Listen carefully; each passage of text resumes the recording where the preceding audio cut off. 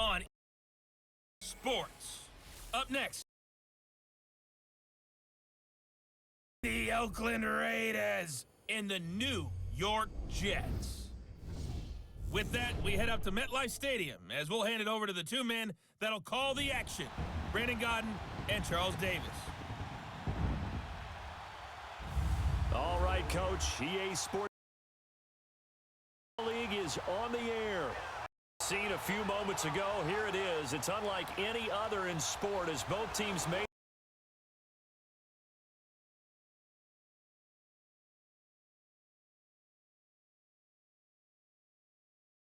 Hi again, everyone. With Charles Davis, I'm Brandon Gaudin, and Charles. And I don't think from what we saw down on the field before the game, there's any doubt they're ready to roll. They pass the eye test, don't they? This team looks.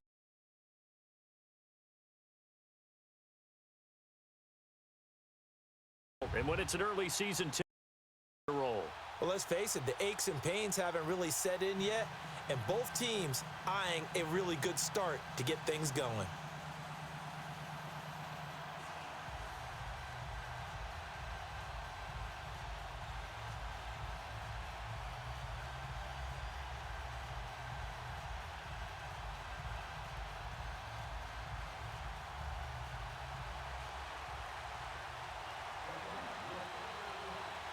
Out is the kickoff unit as they run up and send this one away. That'll be taken in the end zone. And no run back here. This will be a touchback, and it comes out to the 25-yard line.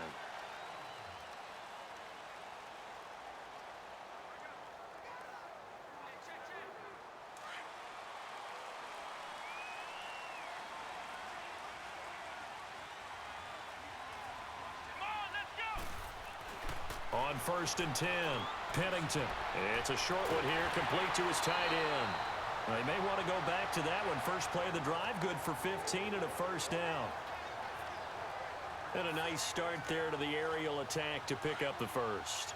And I think preseason is officially over now. Getting into the groove of the regular season, that's a great way to get started. First drive of the season, what a nice completion. And he'll push his way up to about the 44 here. A gain of 3, second down. And the Buffet boys, the O-line, hopefully they're ready today. Listen, you got to feed them first. But if you do, you usually get a great product out on the field. And when they play well, the quarterback can't wait to feed them afterwards.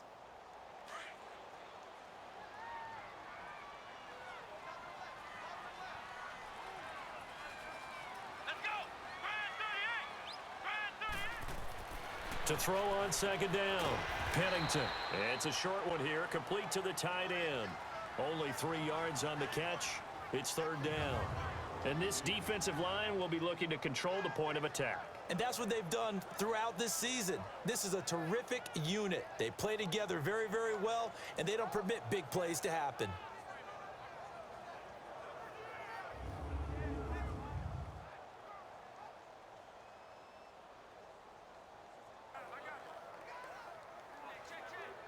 And on third down, a nickel formation here defensively. Here we go. Operating from the gun, Pennington. And the Raiders have got him.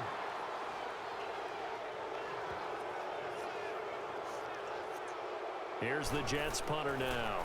As the first drive of the game stalls out, he's on to punt. Taken in at the 11. Now, a nice job on the return there, 16 yards. And the Raiders will take over now, 1st and 10.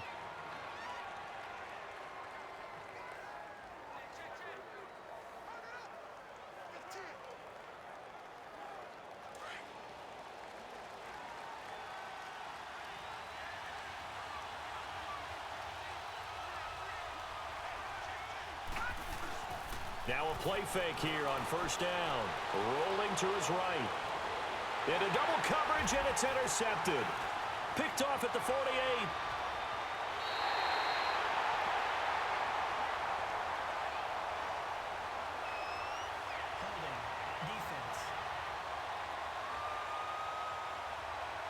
We wait a second. They did not accept that after the incompletion.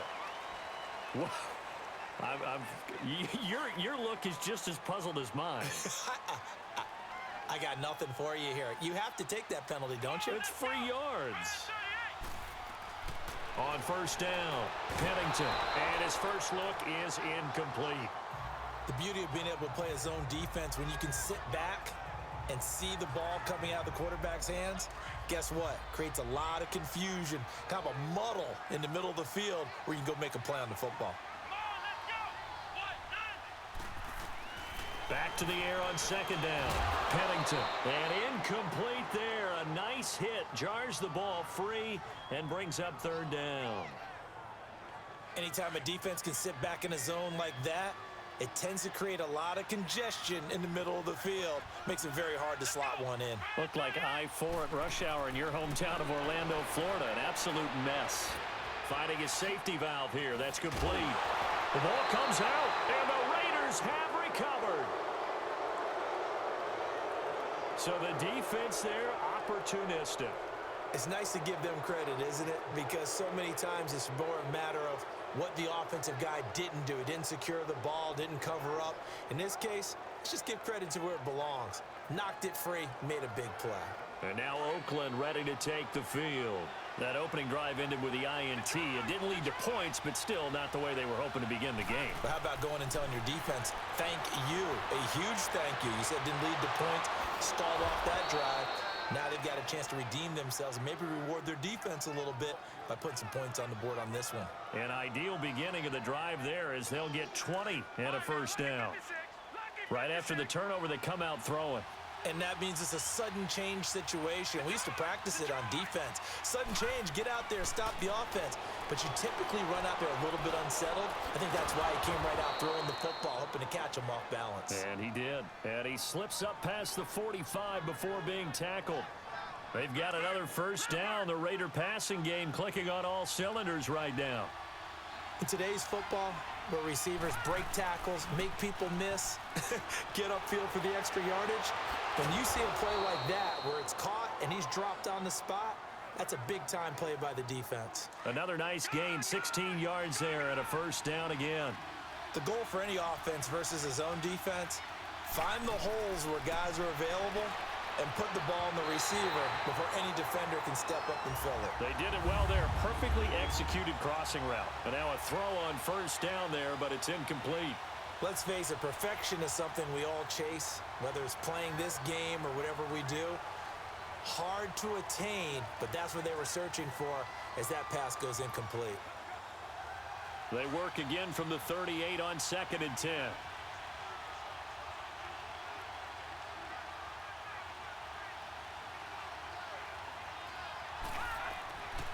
Now he'll look to throw here on 2nd and 10. Oh, it's a screen pass. That's complete. And inside the 20 before he's brought down. They've got another first down. The Raider passing game clicking on all cylinders right now. They ran that one well, and not only did they pick up a nice chunk of yardage on the screen, they sent a message to the defense. Rush the passer all you want, but you better be careful. We can hit you going back the other direction. The Raiders into the red zone for the first time. They have a 1st and 10 at the 18. From the red zone now, they'll look to throw. And this is incomplete.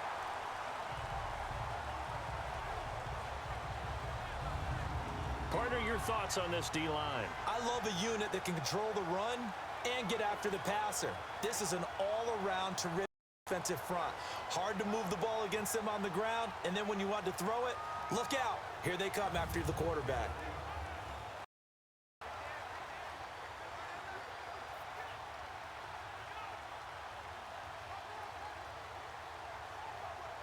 So now 2nd and 10 after the incompletion on first down.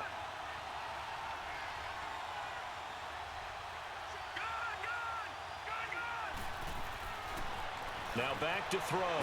His throw caught right around the 6. And all the way down inside the 5 to the 4. They've got another first down. The Raider passing game clicking on all cylinders right now. When this offense can get their tight ends involved, they can move the football. Here, a nice route, able to look it in, and picks up the first down. He'll look to throw. And incomplete. He dropped it in the end zone. And this is a guy straight out of college. They're not going to try to groom for a year or two. They want him to produce right away. That's why they took him in the first round. They expect him to be a starter right away and a future all-pro. So they don't have any time to wait for him to come along. They want him to play. And that is caught.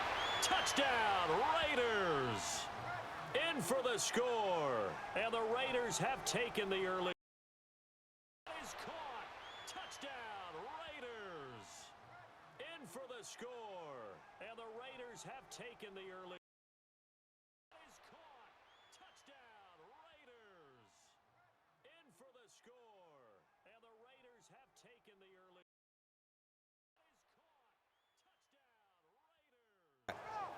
Now the try here for the extra point.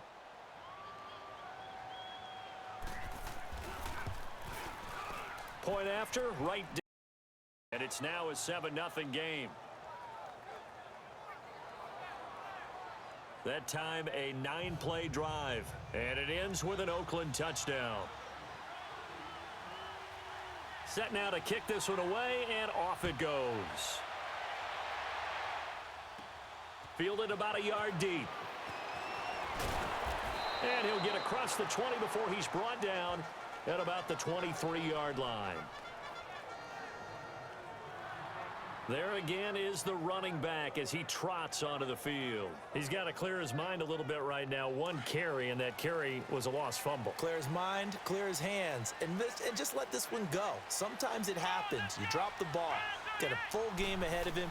Hand it to him again. See if they can start to produce. That'll be caught over the middle by Moss. And he'll get it up to the 33.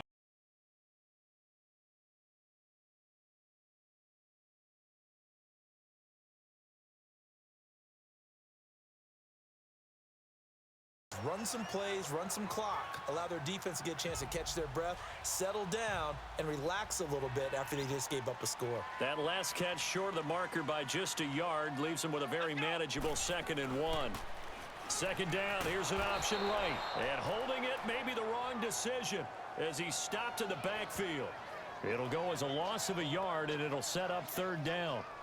I don't think there's any doubt that if it's me, I'd be really cautious about continuing to call this play because you got to know, defenders, if they get a free shot at the QB, they want to take it, and they want to take it big. And they got it there on the option play for a loss. From the gun on 3rd down, Pennington. And a quick throw here, that's complete. And he will have a first down here at about the 40. A busy first quarter. His 3rd catch of the afternoon is a first down. We've seen quite a bit of the short passing game here early on first quarter, haven't we? We have, and I think it works a couple of ways for this team because, number one, you throw the short game until they stop it. And if they're not going to stop it, you keep throwing it, and occasionally you'll break a tackle and turn it into a bigger gain. Also, if they start to creep up, start to pressure receivers, now you go over the top, take it deep, and now you get some of those big shots downfield. It's always a battle. Who's going to win on first down, the offense or the defense? Let's face it, if you've got the ball, 4 yards or more on first down is what you're aiming for. They tried to throw for it there. Nice effort to knock that one away and bring up 2nd down. Back to throw now on 2nd and 10. And boy, that one drops incomplete, but if he was hit a fraction sooner, it may have been a fumble. They're bringing a lot of pressure here already in the first quarter. Already sacked him once. Now they get in there and knock another one away. You think maybe that Tucker rule being gone makes defenses a lot bolder? Yes, indeed. That time, lucky that the arm was going forward. Incomplete pass. Back to throw. Pennington throwing for his running back, and he's got him complete. And the play goes nowhere. Losing yardage back near the 40 at the 39. Really good defensive effort. They were all over that little swing pass out to the right side before lost yardage.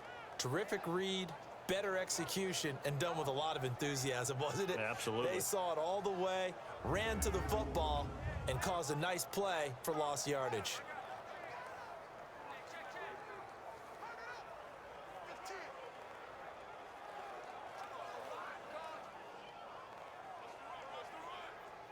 Here's the Jets punter now, as he'll punt it away for the 2nd time. This is taken around the 12. Dances by him. A good return there. Call it 13 yards.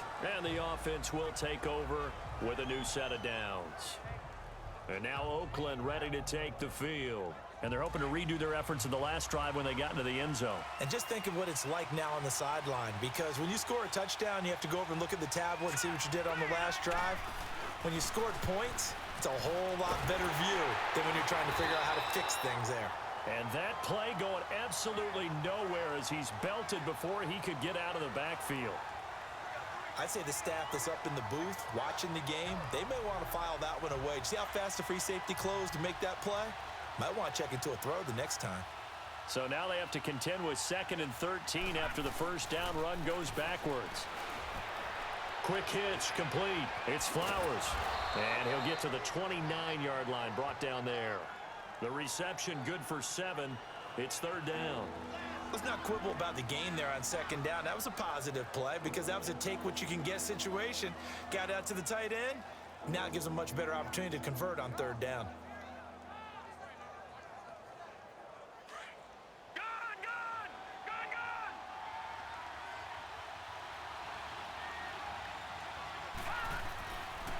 Looking to throw. And this is going to be incomplete. Not only was the call spot on, how about the execution of that defense right there? The zone was absolutely locked up tight. He was trying to force it in there on 3rd down. But if there's a big rush and it's blocked. Jets come after him and they get him. So much for pinning him really deep. Short punt could have pinned him inside the 10. Now great field position the other way. It's never good when you're punting the ball and your eyes see the ball go back behind you. No. In however form, whether it's over your head or to the side, never good. Now it becomes a race to get to the football so they don't pick it up and take it all the way. And he'll get this one down to about the 17. Just a yard on the first down carry, so it's 2nd and 9. Partner, you know I love to point out when teams break tendency and do something a little bit different from the norm. But when you run the ball in the first play of the drive, that's not a tendency breaker at all. That's just trying to establish yourself as you move forward. They'll run it now out of the gun. And that one blown up quickly as he's going to be stopped before he could even get started. It's a loss of 2, now 3rd down. Well, that play was over before it even got started. Thanks for nothing, huh? How about that? That sets up a very difficult 3rd down call now. The chance of wasting this great starting field position, a real threat. This is 3rd and long. Here we go. To throw on 3rd down, Pennington. And that is incomplete. Certainly looked like they were getting ready to convert there on 3rd down, but what an effort to get his hand on that one, knock it away, and brings up a 4th down decision.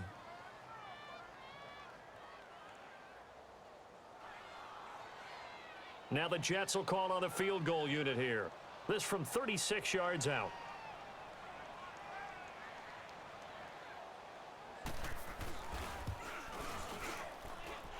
And his kick is good.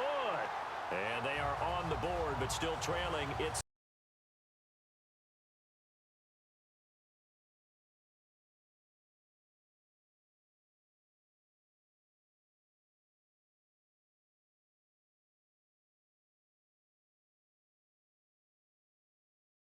feels like they got the advantage, doesn't it? The lead cut to just 4 as they kick it away and turn things over to their D. This one fielded at the 5. And a nice return sets him up pretty good here at the 30.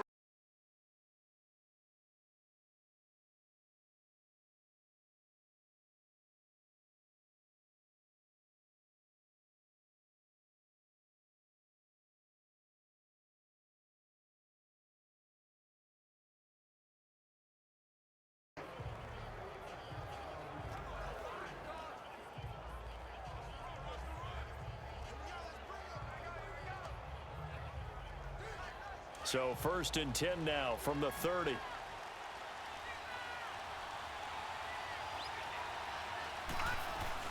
They'll run it now out of the gun. And he'll work this one up to about the 38. 8 yards on the pickup, and now they'll have some options on 2nd and short. Well, you often say that sort of opens the playbook now, second and short. What do you think, early shot here? I like where you're going. Obviously, we've been together for a while because you know me. I want to take that shot early and loosen things up. He's going to flip one out here to his running back. And he'll get up near the 45. They'll spot it at the 44. They get 6 on the pickup there as the drive will continue.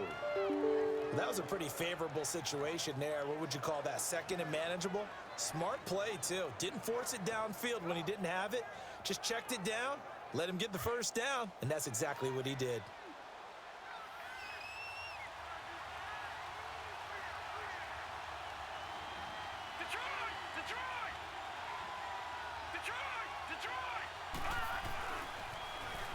Now they'll run it on the toss. And they'll get this well past midfield before being stopped just before the 35. That burst good for 20 and a first down. At this stage of the game, the run-pass numbers are a little bit out of whack because most of their yardage has come through the air.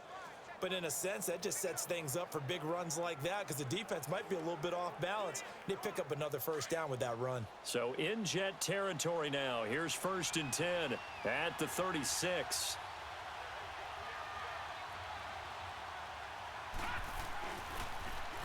And they'll try the ground game here with the running back. Oh, he trucked him. And inside the 20 before he's brought down.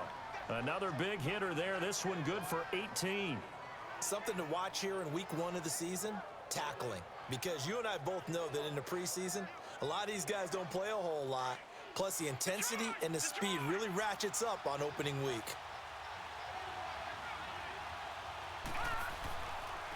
Now a handoff looking right. And he'll just get back to the line of scrimmage, if that. And with a flag on the field. And that one looks to be in the area where someone was held.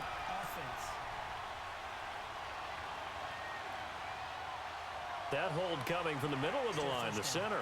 And it's difficult for him because sometimes you've got people right over you, and as soon as you snap it, trying to get your hands up and block them, you can be a little bit late getting it done.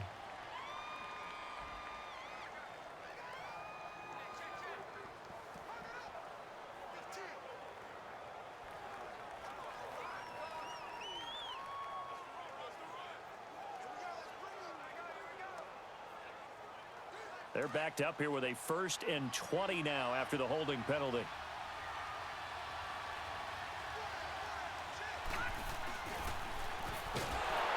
And he will lose yardage here to the 31-yard line. A loss of a full 3 yards, and now it's 2nd down. All right, quick observation, Brandon, because early on in this game, I'm seeing linebackers playing with their noses close to the line of scrimmage. And my guess is the wheels are turning on that other sideline. As a play caller, you're filing that away right now, aren't you? Yeah, you're trying to find that opportunity later on when you can play action them or stick something to them between the 2nd and the 3rd level.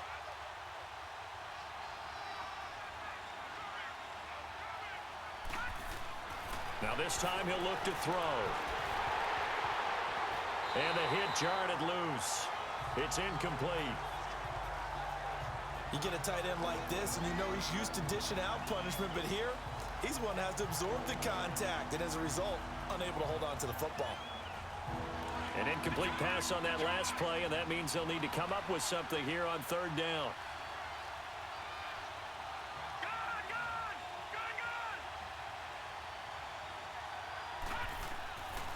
Back to throw here. And the Jets pressure too much as down he goes. Well, how about that? A dime set on defense, 6 defensive backs. None of them blitz. They're just back there in coverage.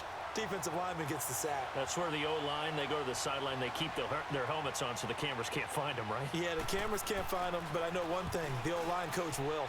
On is the punt team now as this one's sent away. And a nice job here on special teams. This will be down inside the 10 at the 8-yard line.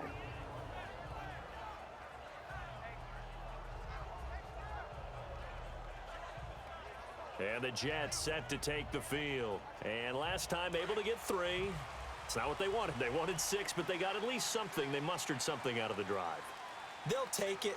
I like the way you've described it. Not ideal, but they'll take it. Anything. And he's going to go down. He backed up into the end zone, and this is going to wind up a safety. And you know, the man who sat in my chair the last few years, he has a theory. These plays, these safeties, they're so rare. Maybe they should be worth more than 2, maybe 4 points. I think he's got a great point. I really do, Brandon. But I would go ahead and up it to 6. I'm a former defender. Oh. To me, that's like scoring a touchdown. Easy now. I'll go 4. I don't know about 6. Come on. Come up to 6. A lot of points.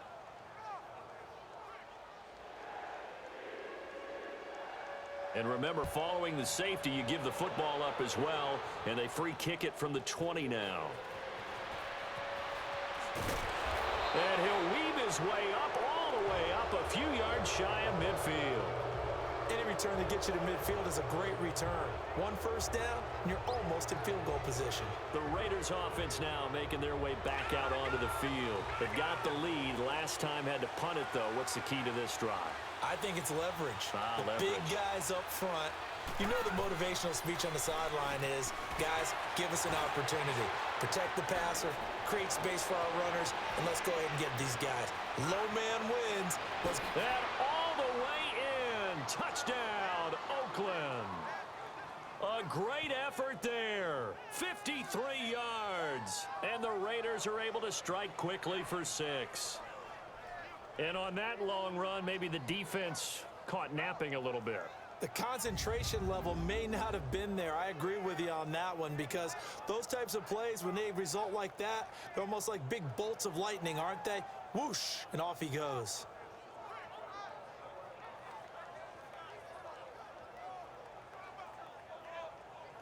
A try here for the extra point.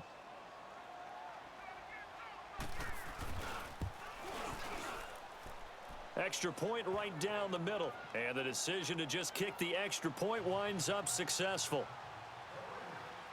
The kickoff unit is out on the field, and they will send this one away. This is taken about 7 yards deep. And no.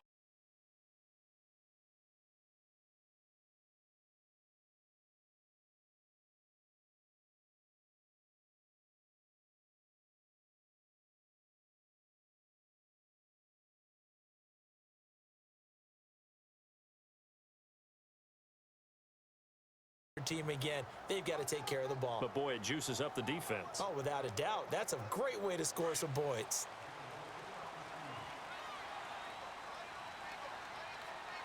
Here we go.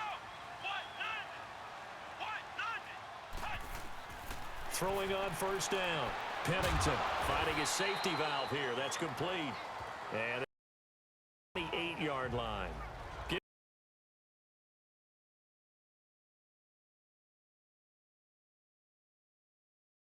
Game. Get your best players into space with the football hands.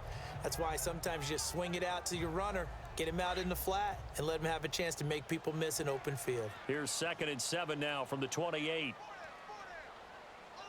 we go. Looking to throw on 2nd down. Pennington throwing for his running back, and he's got him complete. And he's going to lose yardage and be backed up to the 25. That'll set him back with a loss of 3 on the play. And that's going to make it 3rd down and 10.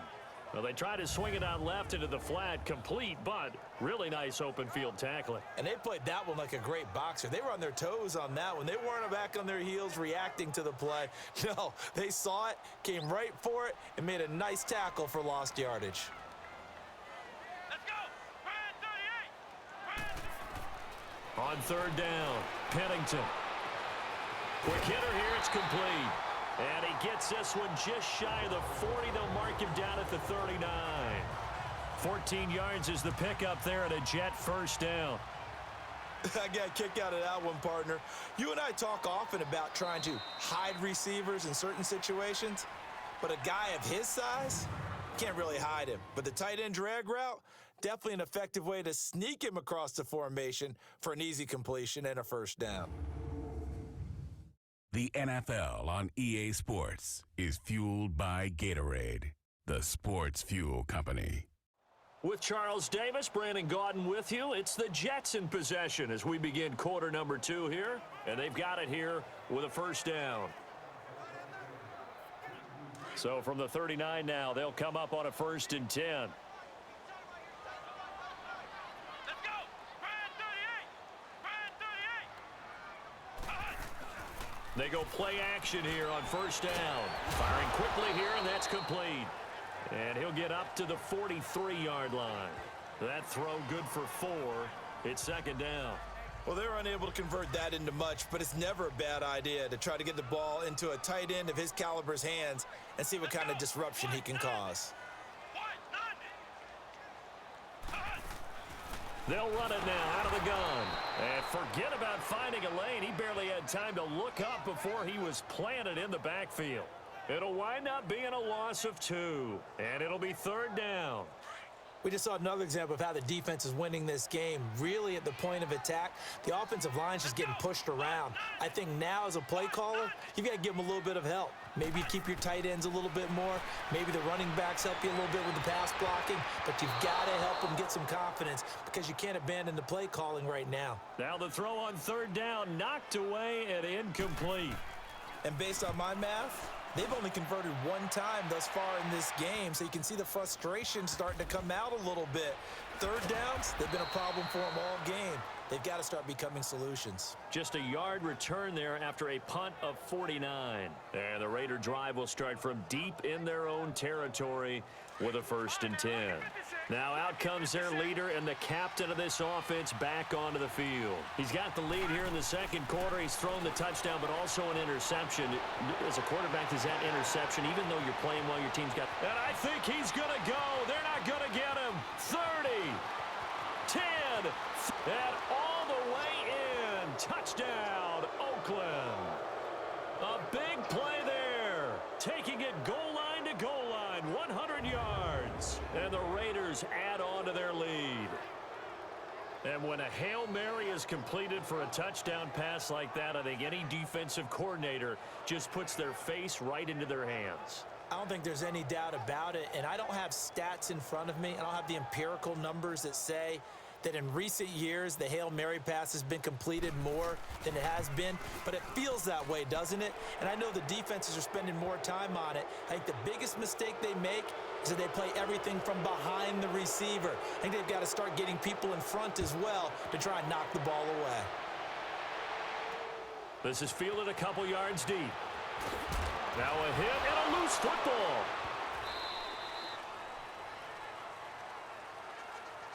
So a teammate picking him up there, that was nearly disaster. And the way that you coach these things, you want to make sure you have eyes towards the return guy because you want to make sure that the catch is secured. A lot of teams do that. They have at least one guy.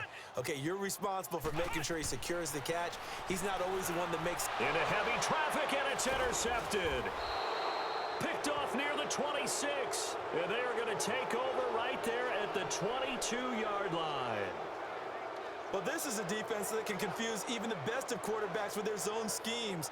And here you've got a linebacker that's going to stay at home and just sit down in that zone. And this one basically comes right to him. The Raiders offense now, they trot back out. And last time the formula was pretty simple. One play drive, long pass. That maybe they just want to do that again, right? And that's exactly how you want to draw things up. Whether it's on your grease board, right, in your playbook, one play drive's exactly what you want on offense. What they have to be careful of is not having a letdown. It was real easy last time. They can't expect that going forward. Yeah, we'll see if it's that easy here. That's going to go as a loss of 2, and it'll be second down. That goes down as a loss against his rushing stats. But really, should he have to absorb that one? He had no chance on that play before they overwhelmed him. Pretty much on top of him before he could take his first step. And they'll go with the ground attack here. And he'll be taken down near the 20 at the 21. It's a gain of maybe 3, but it's going to leave him with still about 8 or 9 to go on third down. And that's one of the reasons you like to blitz even on rundowns. It confuses the blocking assignments. It doesn't allow those offensive linemen to get up to the second level. The Jets will bring in a nickel set as they try to stop this third down. And they'll run it here. No gain there on the play, and that's going to leave them with a fourth down. One of the things I love about this game is there's a match of wits throughout the game. Who's going to get the advantage? Who's going to catch someone off guard? I feel like the offense thought they might catch the defense off balance with that play call, but unfortunately, that didn't work for them. I got the interception, but very little movement after, and that forces him to settle for 3. And it does feel like settling when that happens, doesn't it? It certainly does, but we got to give a lot of credit where it's due, and that's to the defense because they ran onto the field. It's what we call sudden change, right? Interception, you've got holding them to a field goal. Now the Jet offense about to take over as they head out onto the field. And last time, 1 play interceptions. So this offense, they should be fresh. That's a good way of putting it. And I can't wait to see what they decide to do with play calling, because a 1-play drive where you throw an interception, a lot of people think the very next time out, run the football, don't give them a chance. Maybe play action? I think maybe you go play action, show your quarterback, you got a little confidence in him, and let him fling another one. Trying to shake off the interception from the last drive. He'll look to throw. And he's got his man out of the backfield. That's complete. And they're able to get this one across the 35. Give him 13 yards on the opening play of the drive and also give him a first down. When you're struggling on offense, you're looking for anything possible to get you going. Sometimes you do it like basketball teams that don't normally press. You put a press on, bring people to life, make them move a little bit quicker. Maybe that'll help them as they head towards the half. No gain on the play there. Second down. Early down stuff's to put this offense in a precarious position. We know that securing the point of attack, especially against the big-bodied guys in the middle of this D, has got to be priority 1. Let's go! Spread 38! To throw on second down. Pennington. Oh, nearly picked. And maybe lucky there. This guy doesn't drop many defensively. Third down. Well, nearly another interception there. That would have been 2 drives in a row with a pick. He's got to start taking care of the ball way better than what we're seeing. Interestingly, that throw was probably worse than the one he threw the interception on last drive, but fell incomplete. Looking to throw. Pennington. You've always been very good about checking my math. Am I correct? That's the first time that it's been incomplete when they've thrown it to him? Yes, he had caught every other ball coming his way. So they feel like they've got something really good going there, and they're going to continue to go there until the defense makes an adjustment and takes it away. Well, they finally made an adjustment there. We'll see if they can build on that stop. Here's the Jets punter now. He's been one of their few bright spots so far. He gets this one away, and boy, it's another boomer. This is taken at the 10.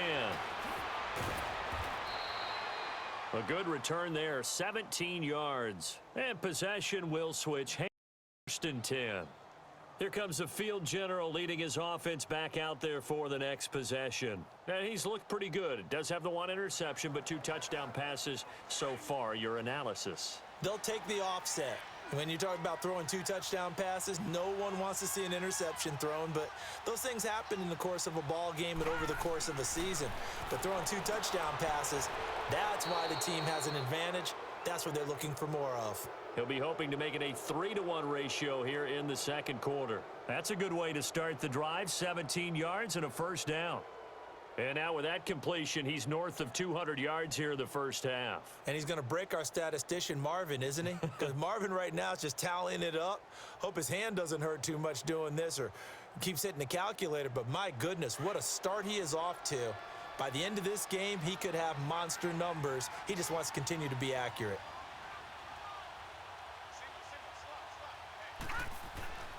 Now on first down, he'll drop to throw it. A quick hitter complete. It's Gibson. That one will go as a gain of 11. Raiders having a first down as well. But you said it earlier in the quarter when we saw a broken tackle then that we might see some missed tackles here early on in week 1, and that's another one right there. Yeah, not a surprise at all. It will even out as the season extends because everyone will get used to the play speed. But right now, here in the early season, the advantage definitely goes to the offense. Now here's a pass on first down that's knocked away and incomplete. And the tip there altered the ball flight, and it falls incomplete. It'll be second down. This secondary has been roasted in this first half, and they get a measure of revenge there. Nice play on the deep ball. Yeah, they're going to need a few more plays like that in order to get their confidence fully back. But that's one step in the proper direction. They'll look to throw here. Looking left side, and he's got a man. That's Curry. That catch good for only a yard, and it'll be third down. The goal of a wide receiver screen is get enough blockers in front to create a wall and let him pick his spot to run the football. How about the defense there, swarming to it and not allowing that to happen? Did not let him get downfield. They'll set up to throw. Looking middle, and that's complete. And he's corralled, but not before getting it inside the 35. 12 yards there as they keep this drive rolling. It's another first down. So they'll come up 1st and 10 now from the 33. They'll run it now out of the gun. And nothing doing. He's immediately taken down at the line of scrimmage. No gain on the play. It'll be 2nd down. But we just saw a great example of what we talked about with his coach prior to the game. He's definitely one of the better linebackers at reading a play and flowing to make the stop before it turns into something big. He'll wind up getting 4 there on his own, but it will leave him now with a 3rd down situation.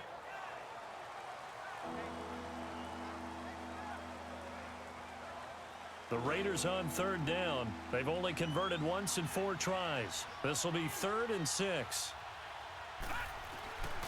He'll drop to throw. Now the ball comes loose, and the Jets have recovered. When I see a play like that, I come back to risk-reward. I don't know about you, but is it worth it at that point, whatever you're going to pick up, to either take the hit, and in this case, lose the football? So should have gone down. I mean, hindsight's always 20/20, but that's the safe play. You're exactly right. Hindsight's really never wrong, is it? Because you can analyze it, but I think ultimately you got to look at it as a first option, taking care of the ball, getting what you can, and that's it. Don't worry about it anymore. Coming in, he really liked his chance of having a big year based on a terrific offseason, and runs like that on opening weekend show that he's right. Come on, let's go. Red 38. Red 38. Off play action. Pennington. Wide open receiver complete. And able to get this one across the 45 before he's brought down. 14 yards is the pickup there at a Jet 1st down. It's been a very one-sided game so far. They got to change what they're doing right now, don't they? You can't wait till the halftime speech to make an adjustment. No, you can't, because if you're doing it right, you're adjusting from series to series, and they need a big adjustment here to try and put some points on the board. Give them a couple on the catch. It's 2nd and 8. I know when you got a top tight end like this, you want to get him involved, but when you do, you're hoping for more than that. You certainly are. You've got to try and get him some space where he can make a play downfield, or at least an opportunity for some rack yardage, right? That run after catch. And on the ground they go with a running back. And this will be taken across midfield and into Raider territory. 3 yards on the pickup. That's going to set up an interesting 3rd and about 4 to go. Well, he hasn't made much of an impact in the running game thus far, and after that last run, not much is going to change in that area. He hasn't been able to get anything going, and really the offensive line not helping him much. Now, meanwhile, a pass that should have been intercepted, but it winds up falling incomplete. Sometimes it's just not your day. There's another failure right there on 3rd down. And problems spreading to the punt team now. This one goes all the way into the end zone on the fly, so that'll come back to the 20.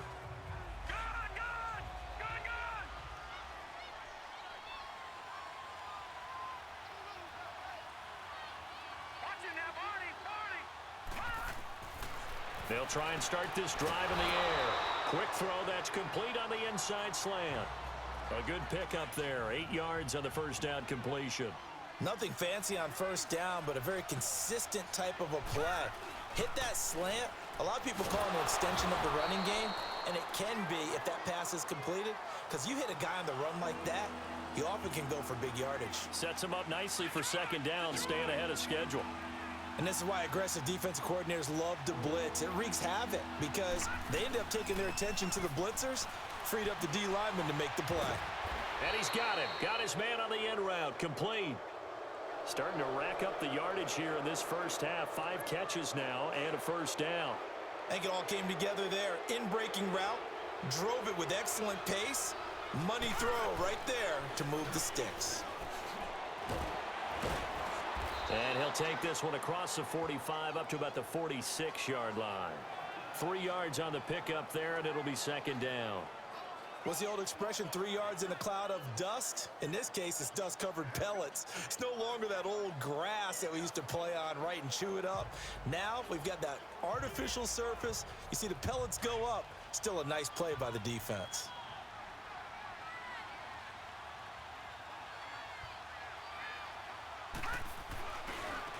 And they'll go ground game here with a tailback. And he's going to be taken down here with a penalty flag on the field. Illegal block in the back. Offense. So this will be accepted as it moves the offense backwards.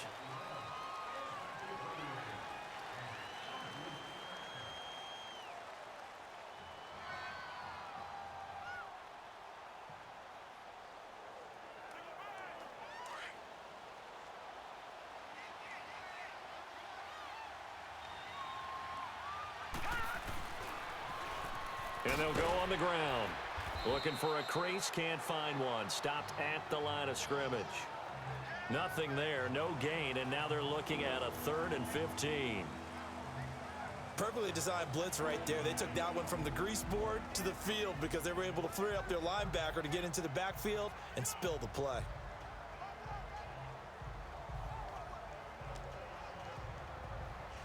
The Raiders on 3rd down. They've converted just 2 for 6 thus far. This will be 3rd and 15. They'll set up a throw. He's going to flip one out here to his running back. And he showcases the spin. A pretty good gain before he's taken down. They pick up 10, but it'll still lead to a 4th down. So in the second quarter, he's already up over 100 yards receiving now. And isn't 100 the magic number for a really good game for a receiver? So he got a chance to really shatter that and have a profound effect on this game. He's been a busy man here in this first half as he gets it away. And good hustle here as this is going to be blown dead right at the 9-yard line.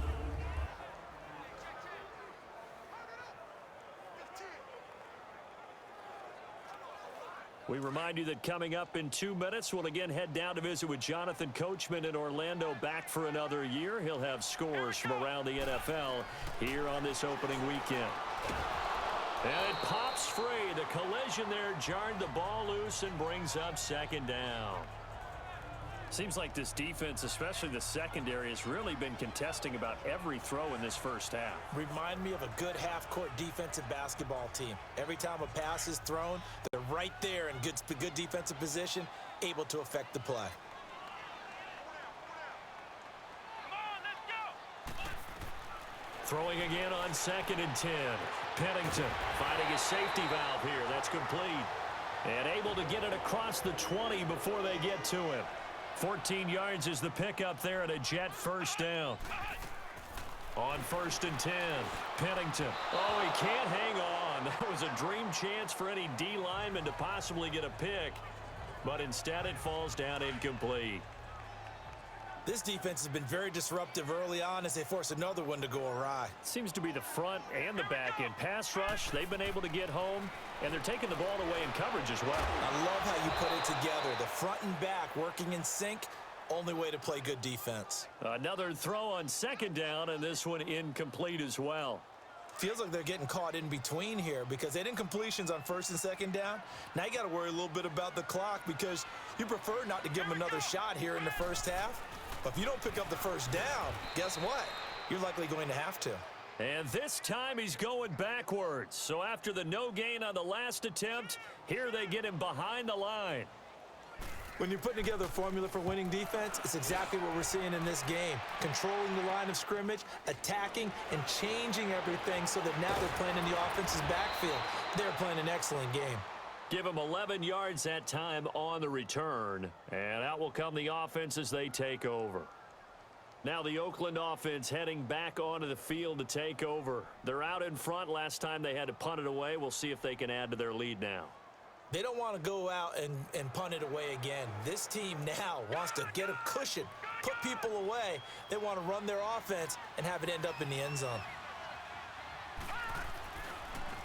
And they'll try the ground game here with the running back. And some room to roam now. He'll get this one down near the 20-yard line, just shy of the 20. A big play on the ground there. It goes for 36 yards. I know that play went to the left side, and that's what it was designed to do, an outside handoff there. But how about the whole offensive line being involved? Seal the left side where the play was going, what they call play side, but how about on the back side? Just taking care of business to make sure no one can get there and disrupt it. Is the biggest key the left tackle? Without a doubt. Control that edge. Get out there. You want that left tackle. If you bring your tight end over there, either way, control the edge of the line of scrimmage, you got a chance to rumble.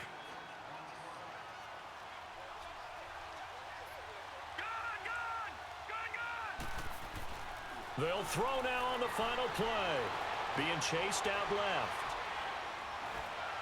And his first throw here is incomplete.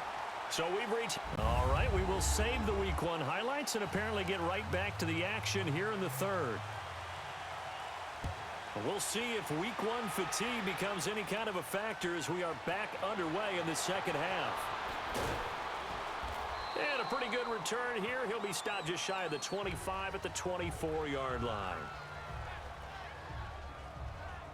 Out comes the Raiders offense. They'll go on offense first to start quarter number 3. They built a good first half lead. Now they have a chance to add on to it. And what I'm thinking is that the offensive staff spent the entire halftime just working with them on, here's under a heavy rush, and down he goes.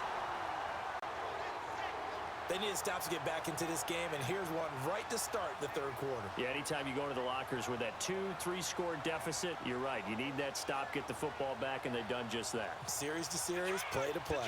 And the job becomes twice as difficult now. After the sack, it's 2nd and 20.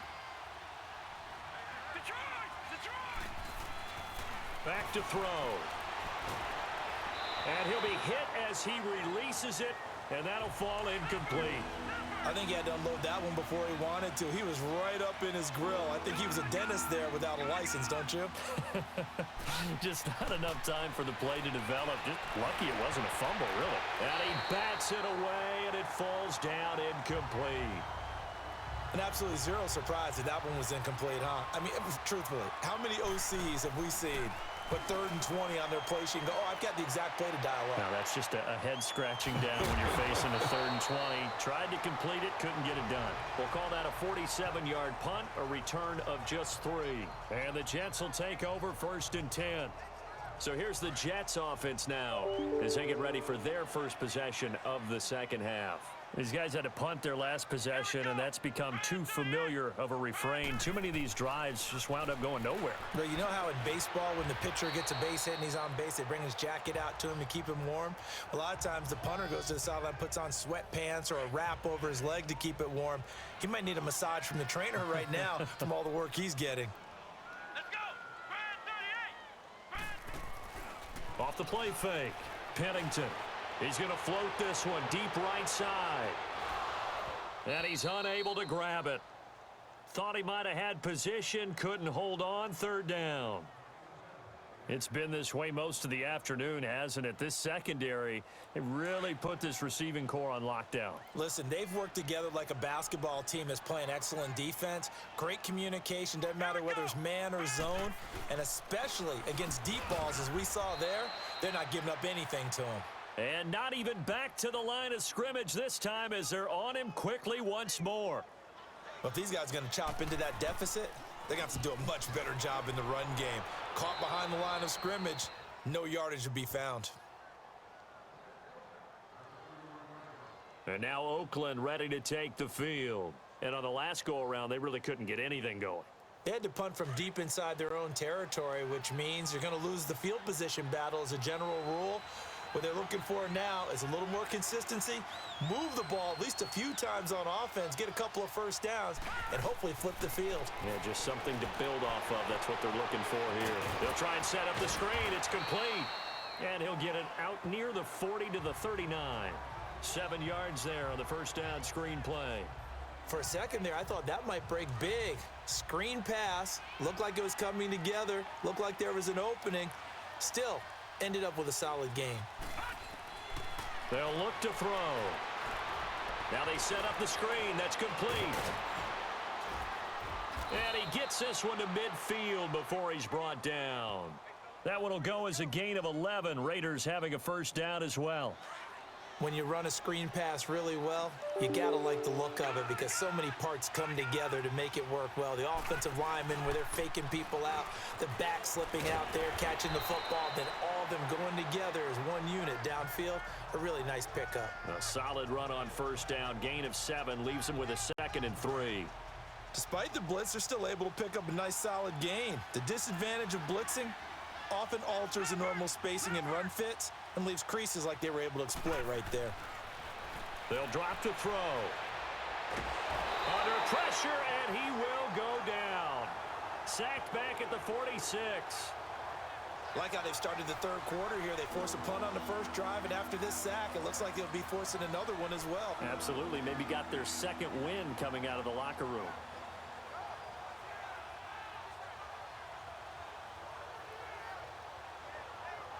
The Raiders on third down. They've struggled to the tune of 2 for 8 so far. This is going to be 3rd and 13.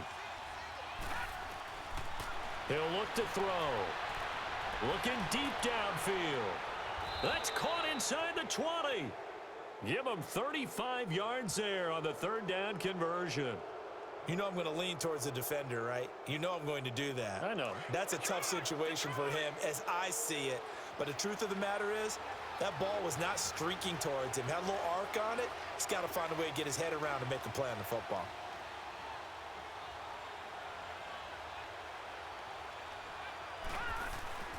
They'll run it now out of the gun.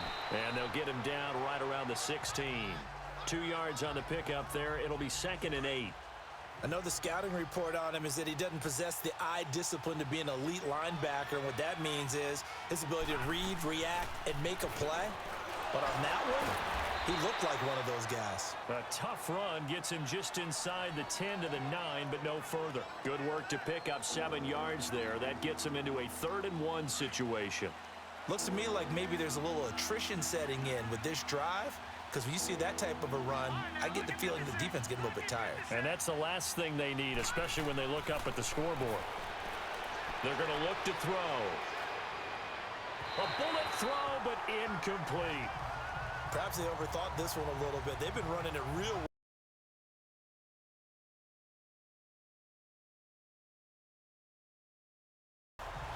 Yeah, they might have thought just a little bit too hard about that play selection.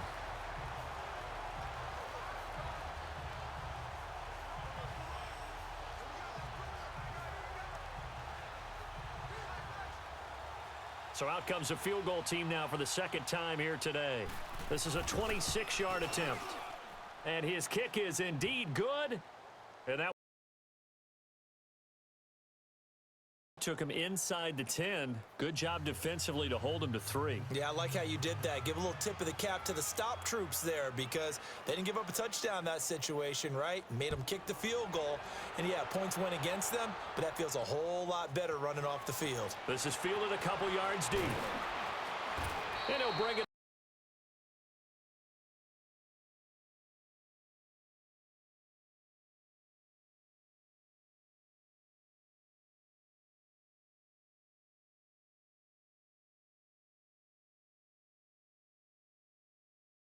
Football away. Yeah, so you start pointing fingers at each other a little bit, asking a lot of questions. What are you seeing? What are you getting?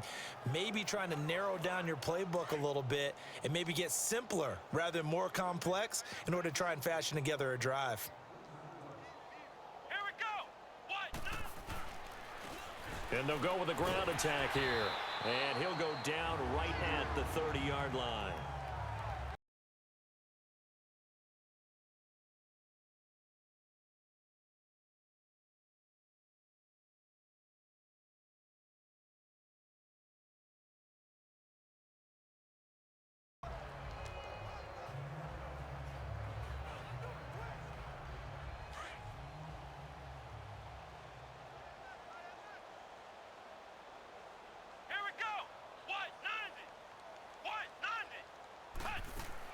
Looking to throw on 2nd down. Pennington, incomplete. And we just saw another example. These cornerbacks have played tight coverage all all game long. Might start wanting to think about a few double, triple move routes to try and shake their guys free. Because you're right, they have had no room to breathe. They'll run it now out of the gun. And tough going there as he'll only get it up to about the 31. Just a 1-yard gain on the play, and that'll mean a call to the punt team as it's 4th down. It's interesting going into this game. There was so much talk from both sides about who would control the line of scrimmage. I think we've seen who has it in this one so far. Well, they've bottled him up. He's barely averaging over 3 yards a carry right now. It's a net of 40 there, a punt of 48, and a return of 8. And now Oakland ready to take the field. And last time they got 3 points, but it was a chip shot field goal. And when you go to the sideline after a chip shot field goal, maybe the offense not too happy. It's a balancing act, isn't it? Because you're exactly right. They're none too pleased that they didn't punch it in for 6 points. But they also have to remember they did put points on the board. 3 points is 3 points. And in this league, you take points when you can get them. Not easily done. And he's going to be met at the line of scrimmage and taken down. Call it no gain on the play, and it'll be 2nd down. And he had a nice play there from his free safety position to hold him to nothing. And, Brandon, remember when the free safety was always back away from the line of scrimmage? That's changed. They always that changed in a big way. The way we see it now, they're almost mirrors between the free safety and the strong safety. One will be up, one will be back, or sometimes both will be in the same spot. On that play, the free safety was there, no gain.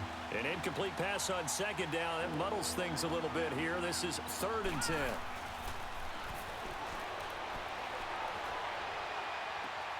And now another turnover as this one's intercepted.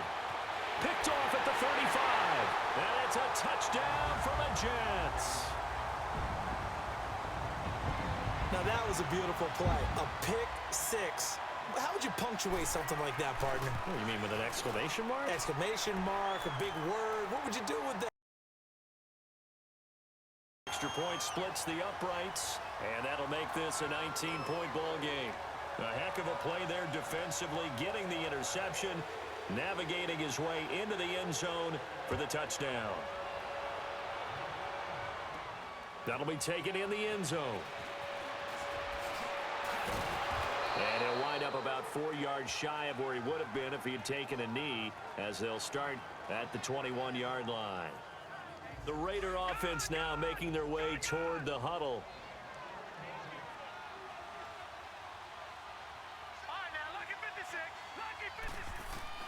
After the pick 6, they go right back to the air. Over the middle, complete. It's Curry. And he's going to get this one across the 30-yard line. 10 yards there to start the drive, and just enough by about the length of the football for a 1st down. That was a nicely run slant route, and what the receiver's trying to do is make the defender think he's going upfield for a deeper route, and then breaks it off, usually after about 3 to 4 steps, and cuts towards the middle of the field. And now what he's trying to do is use his body to keep the defender away from the football and give the quarterback a really nice target. A good pickup there, 8 yards on the 1st down completion. Seeing that play and understand just how tough it is to cover tight ends, especially the ones running around the NFL nowadays, makes me glad I didn't make it in that league. I would have had a really difficult time. But now you get to sit up here with me. Yeah, and that's fun, isn't it? And what a really nice gain right there on 1st down for them. Brings up a nice 2nd down for him. And able to get a couple as he's across the 40 to the 41. Pretty good job defensively. Thought he was going to get it, but they knew where that marker was, and they stopped him just short of it. What it does is emphasize that strategic football and situational football is not just played on the offensive side, is it? Defense understanding, as you noted, where the 1st down marker was and making sure they didn't get there. And they'll run it here. And he's got the 1st down yardage as he brings this up to the 47. It's a pickup of 6 and good enough to move the chains. They're trying to show that they can run the ball and protect this lead. Give it to the backs, play a little bit of keep away, don't you think? And that's probably a good philosophy at this point, going to make that defense stand up and stop them. Running game working, they'll stick with it on 1st down. And he's corralled, but not before getting it inside the 35. That good for 19 and a 1st down. That's another nice run, and I have to tell you, some of the coaches that I played for, their philosophies were always different when they see a guy running the ball well. Some of them wanted to immediately go to play action and throw it now because it's what. And he's going to be intercepted a 3rd time. Picked off near the 26, and they're going to set up shop at the 27-yard line. Defense. Thought he had the pick. Flag comes in for PI, so cancel it out. Interference. Oh, a killer for them. Thought they had a nice play. Instead, they'll be marching off yardage against them. And this is caught. Touchdown, Raiders. As his guys are in for 6. And the Raiders take advantage of field position on the turnover to cash this one in. And remember, partner, that's a rookie quarterback back there. Apparently, he's getting the hang of this NFL thing pretty quickly. Had 3 touchdown passes. You're right, he looks comfortable. What are they doing? Anything in particular? Well, they keep talking about making sure they're giving him plays that fit his talents and also maybe shrinking the playbook a little bit. They did tell us that. Bottom line, he's really good.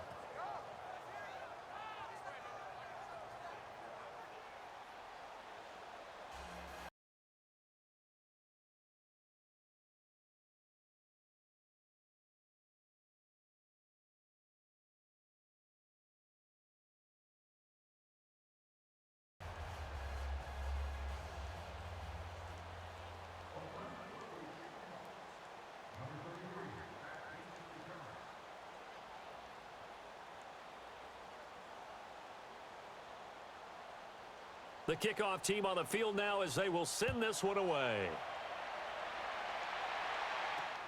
Fielded about a yard deep. Now a hit and a loose football.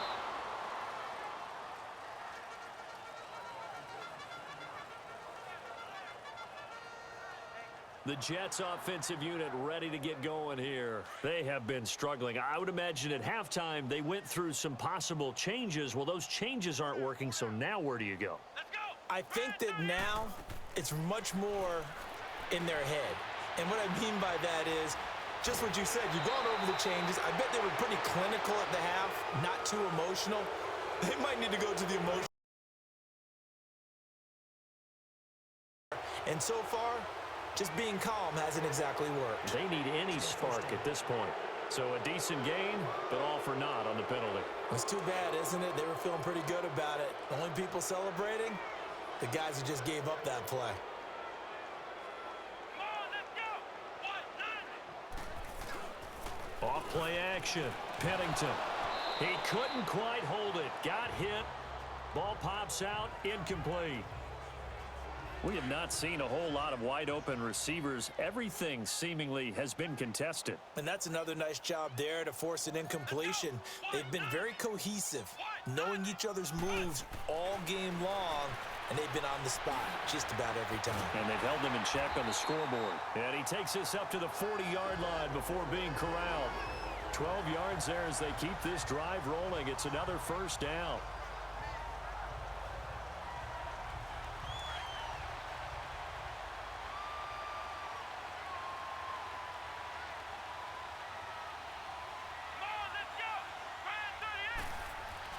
On first down, Pennington. Oh, he's got a man wide open, complete.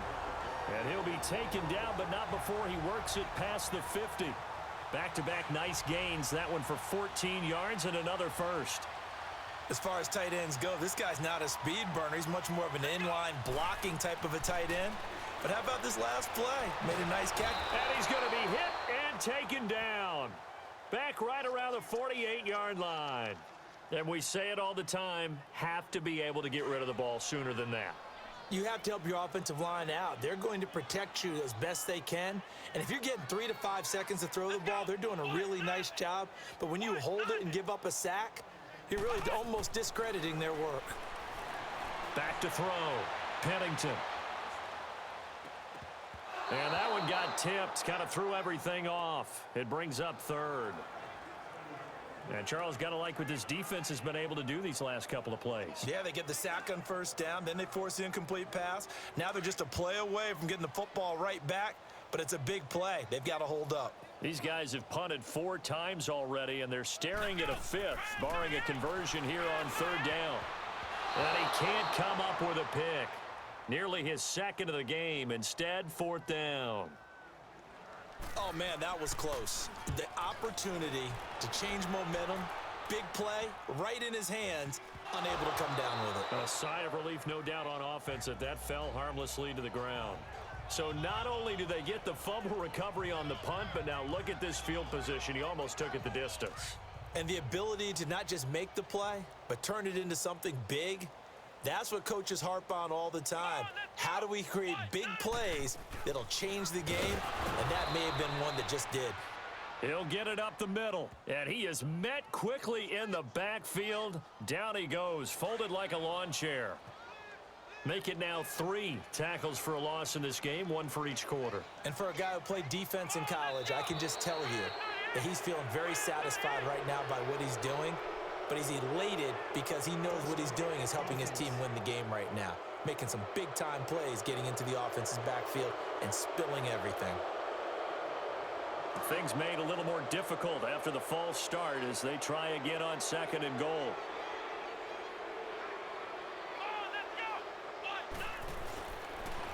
And on the ground they go with the running back. And they'll lose yardage here. They go backwards to the 13-yard line. He lost 2 there, and it's 3rd down. That's a really alert defense there because they saw the heavy look come in from the offense, countered it with extra linebackers who brought a little bit of speed and heft, and able to really make a big-time play for their defense. Now on 3rd and long, they'll look to throw. The Raider defense strong on that one in coverage, and now it's 4th. Let's give this defense some credit now. They let the guys get downfield, but when push came to shove, they stood their ground, and now they'll likely force a field goal attempt. And his kick here is good. And that'll put us within 3 scores as it becomes now a 23-point game. So the drive stalls out inside the 15-yard line, but they do get 3. And I've talked with enough players nowadays, and when they have these types of kicks, that no one says to their guy, hey, that's just like making an extra point, piece of cake. Because the extra point is not a piece of cake anymore. But kicking a field goal from that distance, just give him confidence and let him knock it through. And he's able to get it across the 20, but not by much, as he's marked down at the 21-yard line. The Raiders offense now, they trot back out. And for them, a touchdown their last go-around. Obviously, they'll be hoping to do that again. And when you start plotting for this drive, when you start thinking to yourself, okay, what are we going to do? You don't go away from what you did before because that worked, but you have to be prepared for wrinkles and counters because you know they'll make some adjustments. Credit him with a 1-yard gain there to make it 2nd and 9. They tried a quick hitter inside, but that one was swallowed up because what they're hoping, those big defensive linemen will take the bait and move laterally and open up a crease that they can run through. Didn't happen on that play. And he's able to plow forward up to about the 29, just shy of the 30. And he's able to get most of what he needed on the carry there. 7 yards on the gain, and it's 3rd and 2 now.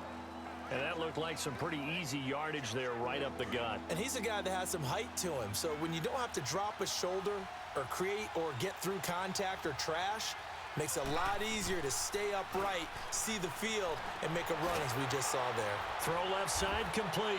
That's Gibson. And they take him down, losing yardage back at the 27. He lost 2, and it brings up 4th. If you're a selfish player and you're throwing the ball, you're cool with the completion. Maybe not so cool with the yardage lost. And a fake here. Direct snap to the up man. And the gamble pays off. They get the first. They only get 4, but the fake punt works and gets them a first down. So they snap it straight to the up man. What's his responsibility? Normally, obviously, just to protect, but he's got to be a guy that can be pretty agile too, right? Yeah, without a doubt, because you're talking about a guy, even in protection, he may have to slide up and down the line of scrimmage to pick up someone who comes through trying to block a punt. So you know he's got that ability to move. But oftentimes it's usually a running back, a fullback, someone who's used to having the ball in their hands, and he's able to pick up the first down. Line of scrimmage, the 31 as they line up 2nd and 10. And they'll go ground game here with a tailback. And he'll get this one up to about the 39 here. A nice job to get 8 there after the incompletion, and now they'll look at a 3rd and 2 coming up. That was a good run, probably right on the edge of breaking into something really big. So the defensive guys right now are talking about, okay, what can we do to slow him down before he truly gets started? Looking left side, and he's got a man. It's Gibson. And he's got the first down yardage before he's brought down at the 42. We are through 3 quarters here on NFL Kickoff Weekend. We'll return with more after this. This is the NFL, and it's on EA Sports. All right, now, lucky 56. Lucky 56.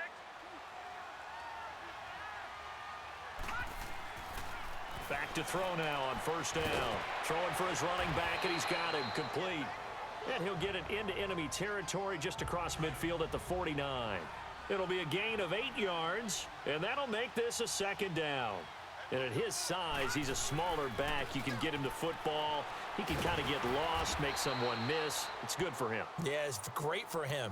I like what you said there. Sometimes he gets lost in the traffic a little bit, but get him out in the open field into some space. That plays to his strengths the best and keeps him out of it where all the big boys are, you know, make someone miss in the open field. Throw left side complete. That's Curry. And he'll get it down on the play to the 37. 7 yards, the pickup on the pitch and catch. Able to get 7 on that first down pass play. 2nd and 3. All right, here we go. Green. Oh, there's that man again. It's complete. And they'll get this one down to about the 20-yard line. They've got another first down. The Raider passing game clicking on all cylinders right now. And on that last play there, he's over 400 yards passing now. You know what that generally means? Success. Yeah, that, and it means you really didn't miss opportunities. Usually very accurate. The ball's getting to the right place. Guys are making yardage after the catch to help you out that way. I mean, the whole team has picked it up. And don't forget, that means the offensive line has had to pass protect pretty well, too. Yeah, everyone dialed in. Again, he'll drop to throw. The quick slant caught. 3 yards is the gain that time. 2nd and goal. One thing you're hoping for when you run drag routes, you're able to hit a receiver in stride, and he can pick up a lot of yardage after the catch. But in this situation, the defense was effective, able to stop him before he could get a good head of steam going. Under pressure, down he goes. Sacked at the 10. The amount of sacks that they've absorbed in this game is absolutely extraordinary. Let's just face it. This offensive line, flat out, cannot handle this pass rush. It's been demonstrated time and time again. This has been a long drive. You got to figure a field goal would be a letdown. Can they convert now on 3rd and goal? And this is going to be incomplete. Those throwing windows get a lot tighter near the end zone, don't they? And here's the thing. You already probably have 3 points in your hip pocket. You force a throw here and give up an interception, you come away with nothing. Especially tough in the middle third of the field where he threw that one. So it's 3 more points, and that widens this thing out even further here in the 4th. And you know in this league, you can never have enough points, but this widens it out, as you said, and now it's all about ball control, isn't it?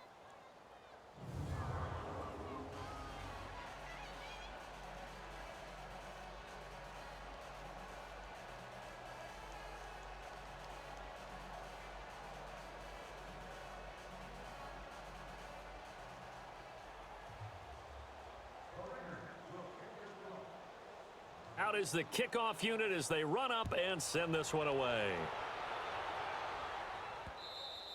And this will not be returnable. It's out of the back of the end zone for a touchback. New York set to take the field.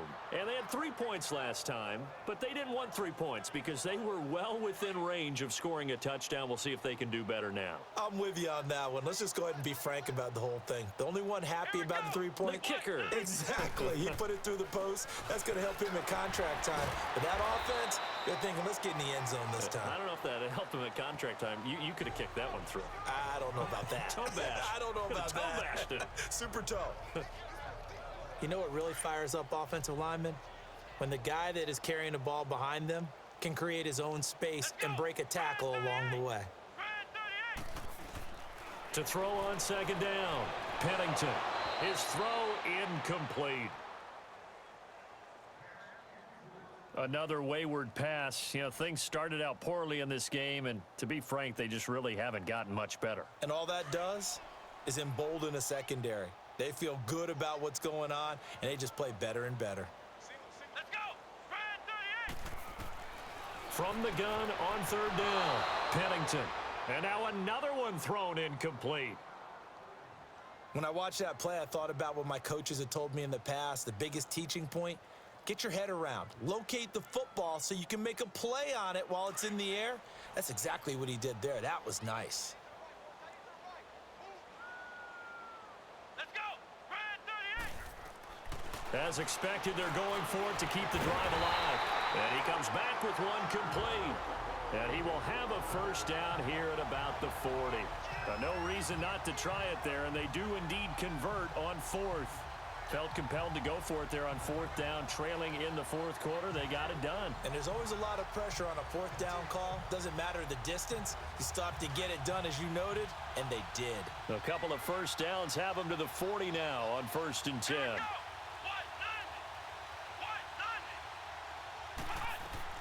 Throwing on first down, Pennington. Now they go screen. It's complete. And he will lose yardage back to the 34-yard line. He lost 6 there on the first down play. Got to give some credit there defensively. They snuffed out that screen early on first down. Really read it well, didn't they? Because they didn't bring the pressure that they expected. They covered all the passing lanes. So once you see it break down as the passer, I think in this situation, you're either throwing it at the feet of your back to make sure no one picks it off, or you throw it away, throw it over the sideline. Don't try and freelance and try and make a bigger play. There's really no one else running a pattern that should be open. They'll run it now out of the gun. And he'll get up near the 45. They'll spot it at the 44. It'll be a pickup of 12 yards. And that'll bring up fourth down. Not too many offenses want to turn down long drives, but when you're down what they are, they've got to pay it off with some points. Got to try it here. He's back to throw. Looking for his tight end on the corner. It's complete. And they'll work this down to the 40-yard line. Tackled there. No reason not to try it there, and they do indeed convert on fourth. Fourth down, trailing in the fourth quarter. They felt compelled to go for it, and they got it.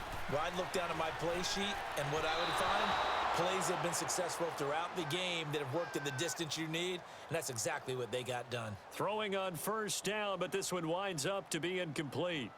He started out having some troubles back in the first half connecting with his receivers. Really hasn't gotten a whole lot better. Yeah, he's at less than 50%, and you and I both know that just won't do. So I would think about spreading things out, putting it on the receivers, make them win those one-on-one battles on the perimeter. Nowhere to go here. He lost the football.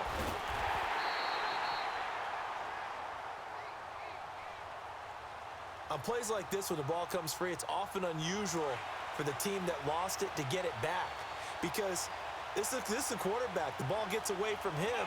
Everyone else is trying to execute what they're supposed to do on offense. They're usually looking in the other direction, downfield, or have moved away from him. In this case, though, a teammate is able to come up with the ball. Now throwing on third down there, but he cannot connect. And he couldn't hang on to it through the contact. Incomplete.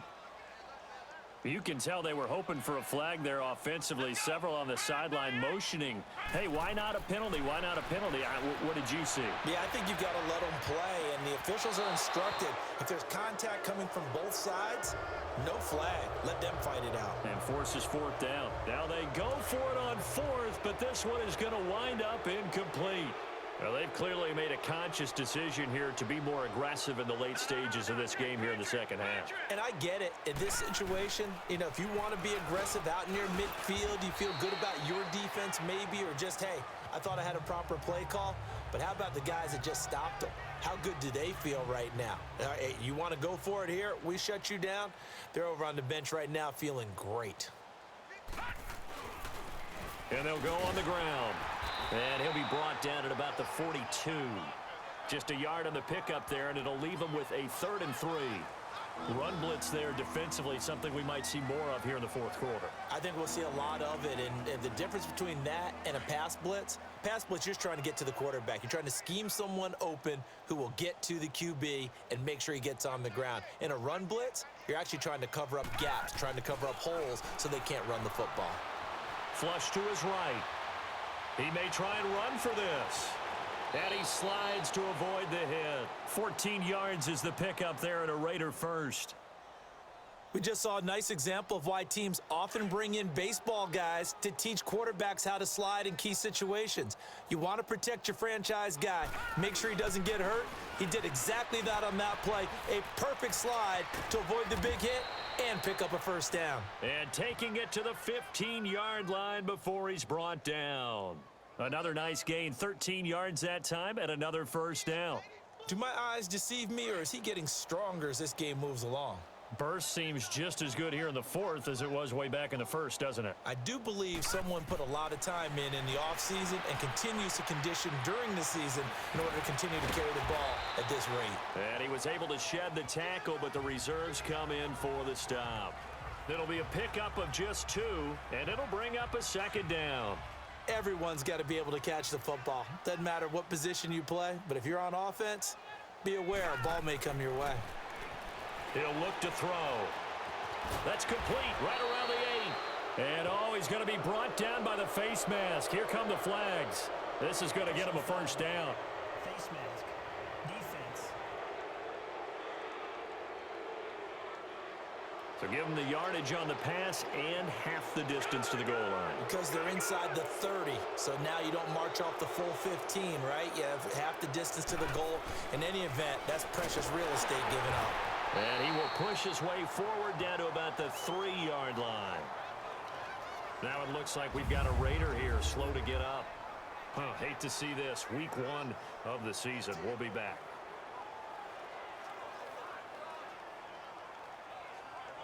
So the ball position now at the 3. Here's 2nd and goal. Now a shotgun snap as they'll look to throw. And he'll take it into the end zone for a Raider touchdown. In for the score. And the silver and black continue to roll. Turning into a really good performance on the road. Week 1, you're just hoping for that first win. It's tough to do it away from home, though, but they're looking strong. It certainly is. Any road win in the NFL is a great road win. I mean, it just does not matter whether it's supposed to be tough or not. In this particular situation, how great will they feel leaving with a win on the road against a tough opponent? Little work still to do, though. And that'll carry over the back line of the end zone for a touchback.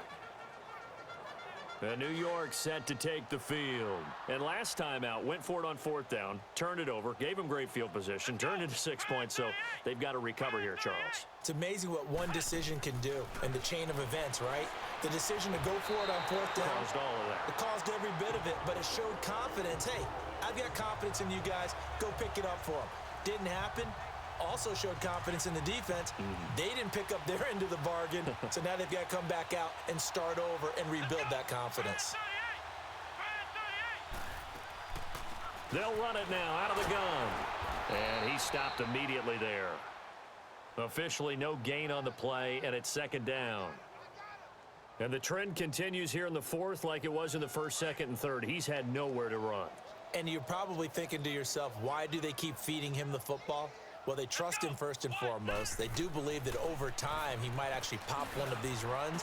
But bottom line is he takes care of the ball well for them, so they'll keep handing it to him. 8 yards on the run there, and that leaves them with 3rd and just a couple. I thought that was a good call. Passing situation on 2nd down. They hit him with a draw instead and pick up nice yardage. Yeah, because the draw, they're thinking pass when they see that initially defensively, right? Well, you know, in today's NFL, most of the time on 2nd and long when it's a passing situation, pass rushers are on the field and they're only thinking one thing, get to the quarterback. And oftentimes you can bypass him with a running play. And he's got the first before he's brought down at the 39-yard line. They get 9 out of that one, and as a result, the drive continues. I know most of the time when the ball's in the air, you're thinking wide receiver, tight end, but running backs, they can be a big part of any passing offense nowadays.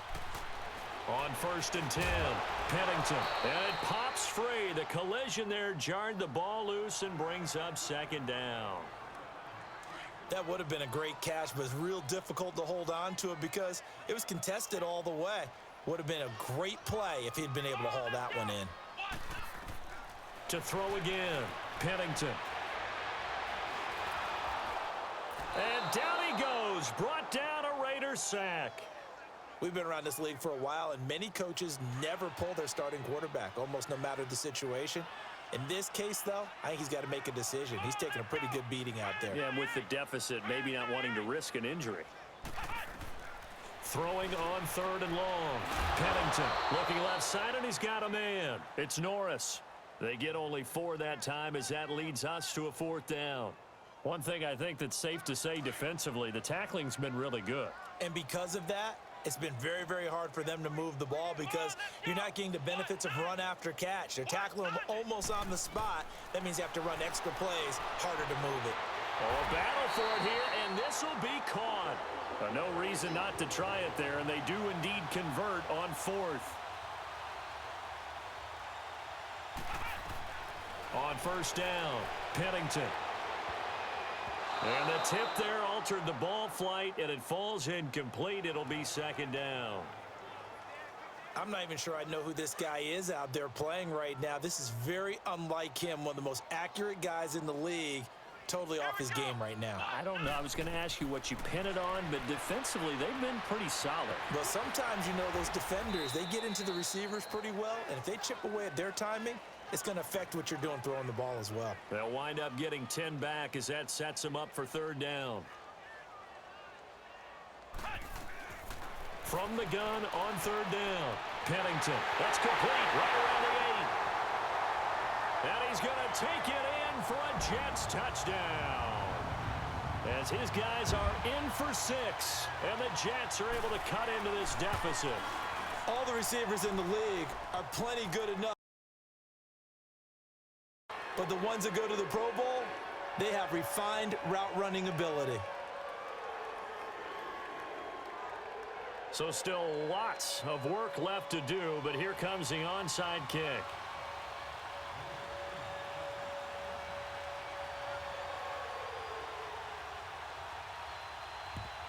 And the hands team for the Raiders able to secure it. Now they're down big here in the 4th. They had to try the onside kick. Can't fault them for the effort at least. No, you can't at all. And if nothing else, now you've put something that you're trying to practice, right, that you've worked on into a game situation, and now you can go back and dissect it. So if you need it again sometime, maybe you'll find a better way to do it. But, yeah, this game's pretty much done for them. And they'll try the ground game here with the running back. And able to push his way forward here for a good little gain. And give him 4 yards there. It'll be 2nd and 6. Bottom line, they want to keep this clock rolling, so they'll take that one right there. They just want to keep falling forward, and they want to put the onus on the big fellas up front in order to bring this one home.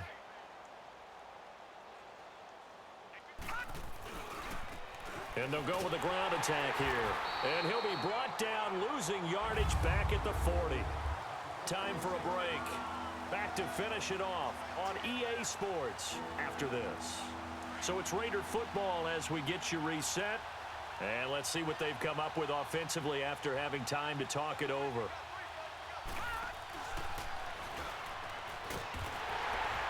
And he'll lose yardage on the play back at the 45-yard line.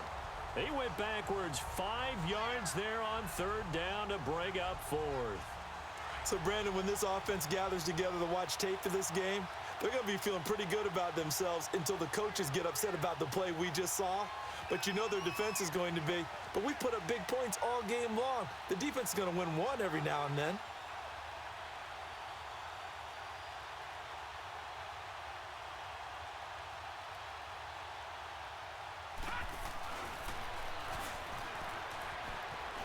Fights off the defender. That bulldoze, and I think the ball's out. But this will get out of bounds, so possession will stay the same. The Raiders try it on 4th down, but to no avail. And the Jets are going to get the football back. Now, I have to admit, partner, that I've often thought that I don't like this rule, where the offensive player fumbles the ball, it goes out of bounds, and they get to keep it.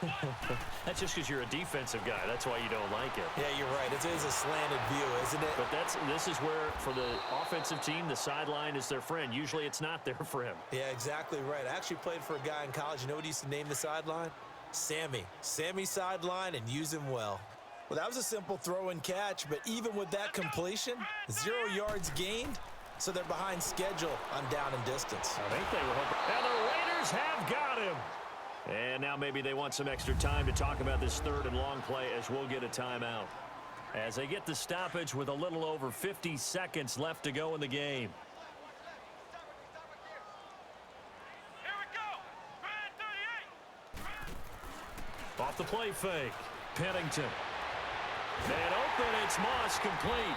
And he'll have it past midfield almost to the 40 before being taken down. So the big play gets him across midfield now for 1st and 10. Here we go. Red 38. Red 38. And they'll run it here. And he got blown up. Losing yardage on the play back at the 44. A loss of a full 3 yards, and now it's 2nd down. An interesting and intriguing decision there defensively because they kept extra DBs on the field despite seeing the multiple tight end look that came out for the offense. I thought they were going to switch out of it. I didn't know if they felt they didn't have time or what the case was. Well, in any event, the extra speed allowed for great penetration as they stuffed that one behind the line of scrimmage. They try to throw on 2nd down, but this one is incomplete. I know our vantage point might be a little bit better way up here, but that looked like an ill-advised throw to me. I didn't see anything open, and this play just didn't look right from the beginning. It did not. I thought he might get outside and just chuck it away. Dangerous pass, incomplete. Throwing on 3rd and long. Pennington. Now a desperation throw deep downfield. And it's incomplete, almost intercepted. He had a great shot at picking that off in the end zone. It brings up 4th down. This defense was definitely alert to the possibility of the deep ball, and they were more than ready for it. They've got the lead, 4th quarter. Maybe can expect more passes like that downfield. They'll tussle for it, and this is going to be caught. And now we won't see a play on 1st down. We're going to get a timeout instead, as he'll stop it with 11 seconds remaining in the ball game. Throwing on 1st down. Pennington. He's going to flip one out here to his running back. And taking it to the 15-yard line before he's brought down. And a timeout comes in. The whistles blow with 3 seconds remaining. And welcome back, the offensive unit. They took the timeout. And now they get set to line up as we resume action. Here we go. Red 38. Red 38. One final shot. They'll look to throw. This will be caught just inside the 10. And he's in. Touchdown, Jets. In for the score. And the Jets are able to close the gap just a bit. Doesn't affect the outcome, but, hey, nice job there to put it in the end zone for the final play. Could it affect other things? Sometimes these types of scores are ones that we don't consider big at the time. Then later on we find out maybe that was a tiebreaker. Yeah. Or, of course, in the fantasy football world, these points mean a lot. A lot there. And, partner, this first week, this first game that we get to call together, so special every year, week 1. You had the flyover, the big American flag out there before the game, all the hoopla, just having football back, so special. It is an opening day, opening game. There's just nothing like it because you really build to a crescendo. But the best part for us is that crescendo lasts for a while. Opening game here, an entire season. We get into the playoffs, to the Super Bowl.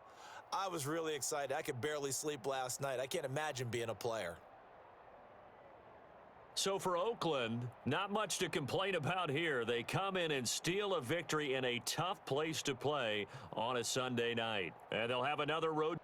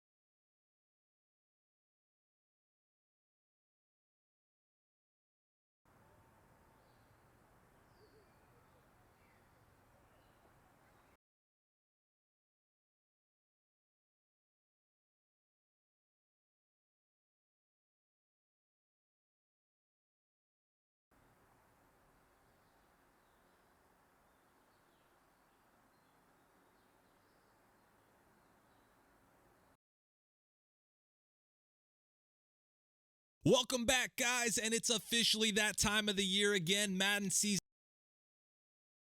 Huge dump of information regarding Madden 20 last night just before the draft, and I wanted to do a quick video giving you guys that information as well as maybe talking about some of it as well. But obviously, first off, Patrick Mahomes is your Madden 20 cover athlete, and as many of you guys know, I'm a diehard Chiefs fan, so that's pretty cool for me, as this is something that's never really happened before. This is actually the first time outside of maybe something like Ken Griffey Jr. baseball or Ken Griffey Jr.'s winning run where my favorite team has actually appeared on the cover, so that's really cool. But that is probably the least relevant information that was dropped last night because, like I said, we got a huge dump of initial details about everything from franchise mode to gameplay to where we'll be starting here, which is going to be with the new face of the franchise QB1 superstar mode. And this seems to be the next logical step in the long shot series, as it appears things are going to continue to open up and turn more into a true superstar style experience a la 2K or MLB The Show. Some important details here are going to be that you're no longer locked into playing as a character like you were with long shot, which again is going to create more of that personal superstar mode type feel. You'll create your quarterback and you'll have your choice of 10 different colleges that includes Florida, Oregon, Texas Tech, Oklahoma, LSU, USC, Texas, Clemson, Miami, and Florida State. As you begin your story, you'll be thrust right into the college football playoff, which will include potentially 2 full games that will impact your draft stock. Following that, you'll participate in the combine where you'll be asked questions and throw to receivers in what I'm guessing will be a similar experience to what Longshot provided for the combine. And then following that, you'll be drafted and find out where your NFL story will begin, and then it will be time to leave your legacy on the NFL. As far as my impressions go, I'm not really too sure yet. I've never really been one to be into superstar type modes, but this might be something that would be cool for the channel down the road, but we'll have to wait and see on that. I'll probably have more about this following the stream that's coming next week and as more information comes out, but I'm not really too big on making any strong reactionary impressions quite yet. But moving along to our bread and butter here, and that's going to be franchise mode. And for this, we're going to be looking at a Game Informer article from Matt Burtz, which talked a lot about the new scenario engine. And I'm not going to read anything from the article, but I will show you guys some quotes and talk about them, starting here with something that I did really like. It talks about storylines like Le'Veon Bell and Antonio Brown and how there hasn't been anything or any way to handle things like that. And it also says that the scenario engine is intended to create dynamic storylines week to week based on how you're playing, who you are, your record, your stats, and your personalities around you. And that's probably my favorite quote of it all because it shows intent to bring 2 things that I always talk about and that franchise has desperately needed for a long time, and that's both life and context. The things I'm always preaching is that you want to feel like you're in a living world and like what's going on around you, and the decisions that you make mean something, and that appears to be what this is intending to do. One big thing here as well is that the article mentions that this is something that can be added to throughout the year, so similar to commentary, we could be seeing updates with new storylines added, which can only help things and make this part of franchise mode deeper after launch. There's a lot more about it within the article, but there's a lot I want to get to here, so we're going to be moving along, but I will say that I think this is something that has a lot of potential moving forward depending on how it's executed. But like I did say before, also I try to be careful with being too reactionary when it comes to these kind of things, but on paper it does look good. But moving to the next portion of the article, it talks about scheme fits and hits on something that I talked about in my coaching staff's wish list video. It says scheme fits were ultimately unsuccessful because you couldn't alter archetypes per scheme. They weren't reflective of real life teams, and then also star players who would excel in different schemes wouldn't receive the boost if their top rated archetype wasn't a scheme fit. It goes on to mention that the XP bonus has been reduced and that players that aren't scheme fits will develop slightly slower, and that there should be more flexibility in how teams can be built.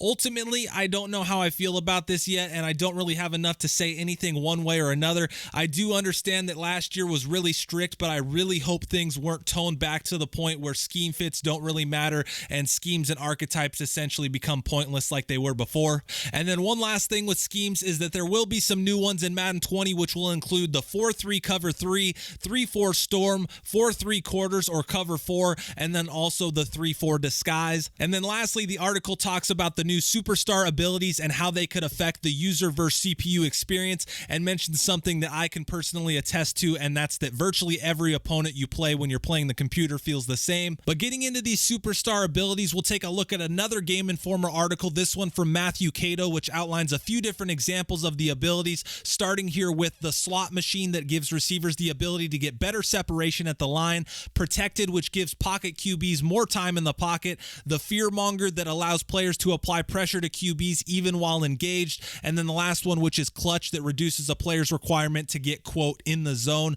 Also included in this is that certain players with these abilities will have unique animations as well. It also mentions that superstar abilities are just a start and that throughout the league there are X Factor players, which are players with at least 2 superstar abilities and also have a zone ability, which allows them to get in the zone or on fire a la NBA Jam. And to acquire these abilities, a player must earn them by achieving some sort of in-game goal. A couple examples of X Factor abilities include Tackle Breaker, which allows a player to frequently break the first tackle attempt, Bazooka, which allows a player to throw a maximum of 80 yards when he's in the zone, and then a Quick Read ability that highlights the first open receiver with an enlarged icon. Initial impressions on this are that they scare the hell out of me, but at the same time, they're also very, very intriguing from both a gameplay and a franchise standpoint.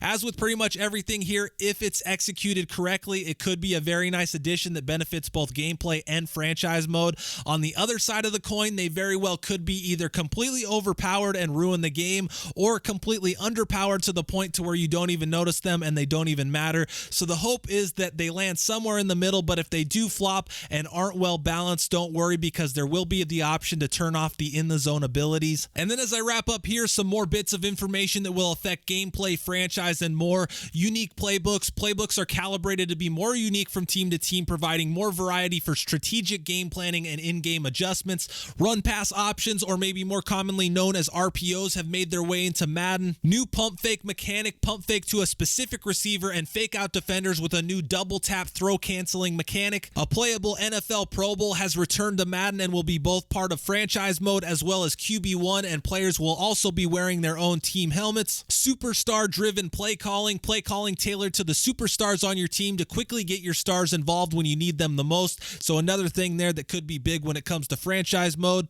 And then lastly, new celebrations. Over 20 new touchdown and first down celebrations added to bring more swag to the biggest plays on the gridiron. That's all I've got, though. I'm going to leave you guys with the deep dive stream schedule for Madden 20 that will be starting May 2nd with a dive into QB1 as well as franchise mode. A week later on May 9th, there will be a stream for the superstar and X Factor abilities. Then on May 23rd, there will be a gameplay deep dive that I imagine will go more into playbooks, RPOs, and things like that. And then wrapping up on May 30th, there will also be a Madden mobile stream. All streams start at 7 p.m. Eastern Time, 4 p.m. Pacific at twitch.tv/EA Madden NFL. Obviously, I didn't have many impressions about anything here, and that's just because I'm not a huge reactionary impressions person. Everything always sounds amazing on paper or sounds terrible on paper, but without knowing more, I don't really want to say anything one way or another. But let me know what you guys thought about what was released yesterday, what you liked the most, what maybe worries you the most. I will have some kind of impressions video following the streams in May where we'll dive into what's discussed in those as well as any blogs that may be released.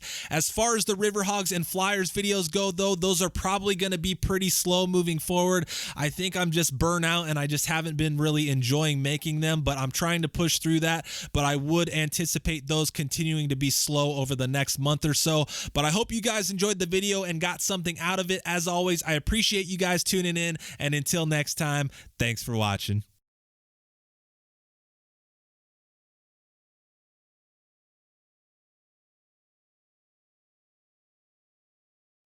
The game calls it Boar's Head Field, but I call it the Portland Pigpen, and today it plays host to a battle between the 2-1 Miami Dolphins and the 3-1 Portland Riverhogs. Miami's opening drive, 3rd and 1, where Ryan Tannehill throws to Tyron Crosby, who can't get both feet in bounds, holding on the play anyway, and the Dolphins' first drive results in a punt. So Riverhogs turn now, and 4 plays into their drive, it's Leighton Rasby up the middle for 10 yards and a first down near midfield. But 3 plays later, 3rd and 6, Patrick Mahomes looking long for the first down, but Travis Kelce can't hang on to the catch, and Portland punts it away. But their defense holds, and they get it right back. We're on 2nd and 14, Mahomes throwing and goes short to Tyreek Hill, who nearly nearly turns the corner, picking up 11 near the marker. Then on 3rd and 2, the Riverhawks go to the ground, and Hamid Heyman, who gets the first and much more, juking inside and picking up 22 near midfield. Then facing 3rd down again, Mahomes throwing as he steps up in the pocket and fires to Tyreek Hill, who gets 14 yards to move the chains again. 2 plays later, and it's another first down on the Mahomes to Kelsey 12-yard completion down to the Dolphin 14. 2 plays later again, Mahomes throwing and fits his pass into Tyreek Hill, who's just shy of the marker, making it 3rd and inches. Where on the next play, Hamid Heyman gets across the marker, picking up 2 to set up 1st and goal. And on 2nd and goal, it's Mahomes going quick to Tyreek Hill one more time, this time for 6 points. And the 2-yard touchdown pass gives the Riverhawks a 7-0 first quarter lead. First play of the ensuing drive, Tannehill throwing, and his pass ends up right in the hands of Jatavius Spearman for the interception. Spearman brings it all the way back inside the 10, and immediately following the touchdown, Portland once again sets up 1st and goal. 2nd quarter now, 3rd and goal for Portland. Mahomes throwing, standing in before escaping to his right, looking for the end zone, but can't get enough on the pass, and it falls incomplete. Harrison Butker comes on, puts through the 23-yarder, and Portland takes a 10-0 lead. Dolphins come firing back as on their first play, the draw goes to Corey Clement, who picks up 12 yards and a first down to start the drive. Next play, and Tannehill fakes to Crosby before dumping to tight end Mike Gesicki for another 12 yards to take Miami right to midfield. And on the following play, it's more Miami yardage as Tannehill fakes the run again and throws down the seam to a diving Devontae Parker for 24 yards. And 2 plays later, the give goes to Corey Clement, who goes up the middle, spinning, juking, and breaking tackles on his way to a ridiculous 14-yard. Have you heard of this?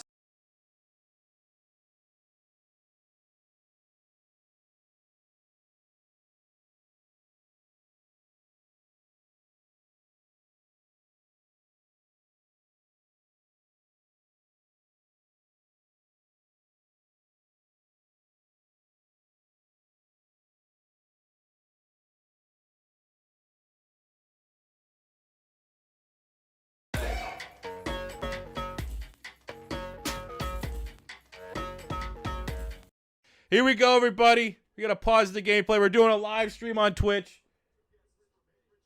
25th, a 4th, and a 6th. I have no idea who Philly's trading. Okay, anybody, we're doing a live reaction. This is going to be a video going up on YouTube. I'm doing a live stream right now. Philly got the 22nd pick, and they traded up with the Baltimore Ravens to give a 25th, a 4th, and a 6th. That's not terrible value. We still had... we had 2 4th-rounders, so, we still have a pick there. But who are they picking at 22? Chat is going buck wild. Sitting here, DK Metcalf, Greedy Williams, Chauncey Gardner-Johnson, Cody Ford, Hollywood Brown. I'm going to be honest with you. Literally the only pick that I don't think I'd be happy with at this point would be Andre Dilliard.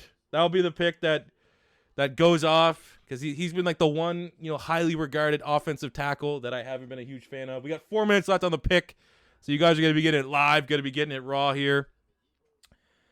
I'll tell you right now, though, we're live on Twitch. People are seeing this shit going down. I'll tell you right now, the Andre Dilliard, Greg Little, like going with one of those tackles that have some question marks, probably would be the pick that I wouldn't be happy with. Like, even like Josh Jacobs, even though we got Jordan Howard, he's a 1-year rental, I probably could get down with Josh Jacobs because, he's going to be a healthy part of our running back rotation. But I just think with the tackles right now, we don't know how the team feels about Jordan Mailata. Jason Peters is back for another year. I won't hate. There's really, I don't think any pick I'm going to hate if they end up getting a Dilliard. I'm not going to hate it. But it's definitely right at the bottom of players I think they should get. So the pick is in at 22. Cody Ford, DK Metcalf, Hollywood Brown. I mean, they could go Florida. Howie Roseman's a Florida alumni. Jawan Taylor's still on the board from a tackle spot. If they really want to go tackle, I'm at the point, though, I never can get super triggered about an Eagles pick because I trust the front office. They've had really good drafts. So, like I said, I'm just obviously you need to have a positive and a negative. At this point, my favorite pick would be a Cody Ford, Hollywood Brown. My least favorite pick would be an Andre Dilliard. Greg Little, maybe. So we got the pickup. I always hate when the Eagles pick.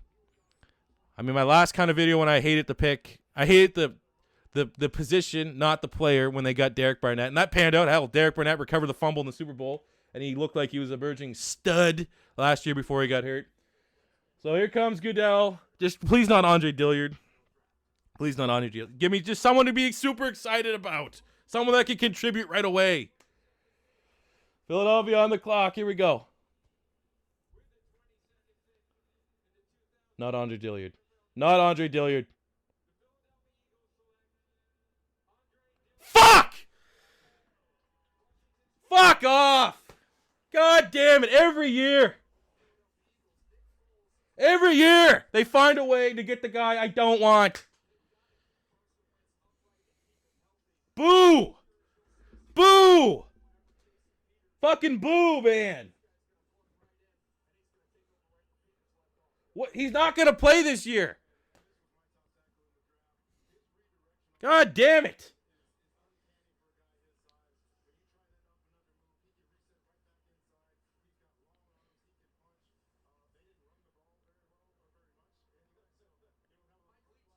God damn it, man. Never ceases to amaze me. They get the one guy almost every year that I don't really want, and they traded up to get him. We just got a guy that's not going to play. Jason Peters was in and out of the starting lineup. We just got the guy that had a lot of questions. We never seen him run block in his life. He doesn't fit the mold of a Doug Peterson offensive lineman. We get the big maulers.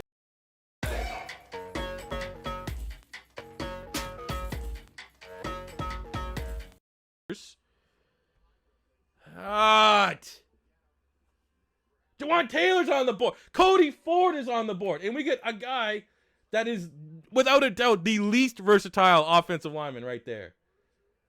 God damn it, man.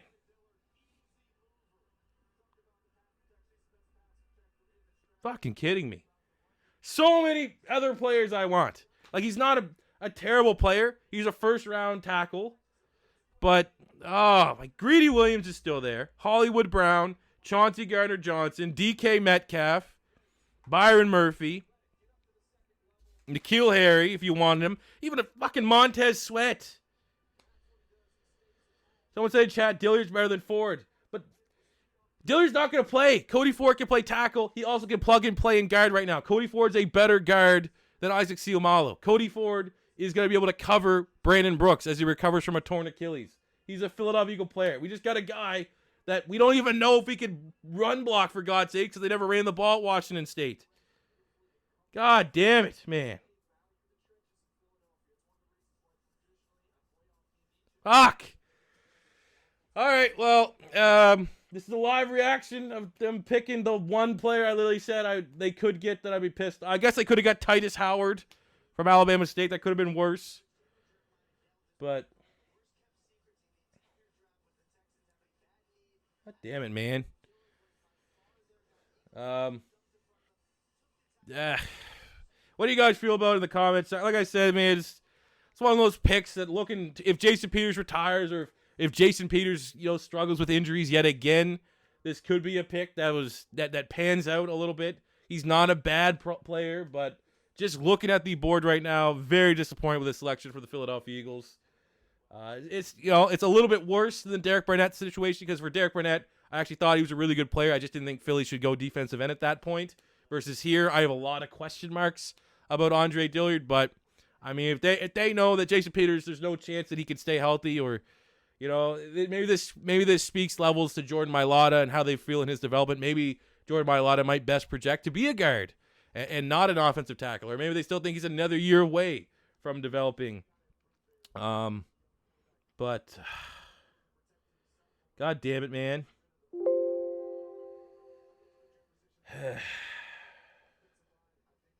So annoying. So annoying. I'm so annoyed right now. Like, we clearly traded ahead of the Houston Texans to get Andre Dillard, but literally, like, You know, I'm thinking with my heart right now. I'm not so much thinking about what Andre Dillard can bring to the Eagles. I don't think I can get out of my own way of thinking who's still available with that pick and how many more other players I'd want. But, you know, it could have been worse. I guess they could have got Titus Howard, a little bit more of a project-type player. But, you know, I'll say right now, to avoid eating my own words, if there is somehow, some way that Jace Peters does get hurt and then we see Andre Dillard come in and play really, really well, then, hey, congrats on you, Howie Roseman, Joe Douglas. You were thinking outside the box. You predicted well. But seeing all the other, like, you know, in terms of exciting picks, you know, exciting picks don't always equal wins, don't always equal the best picks.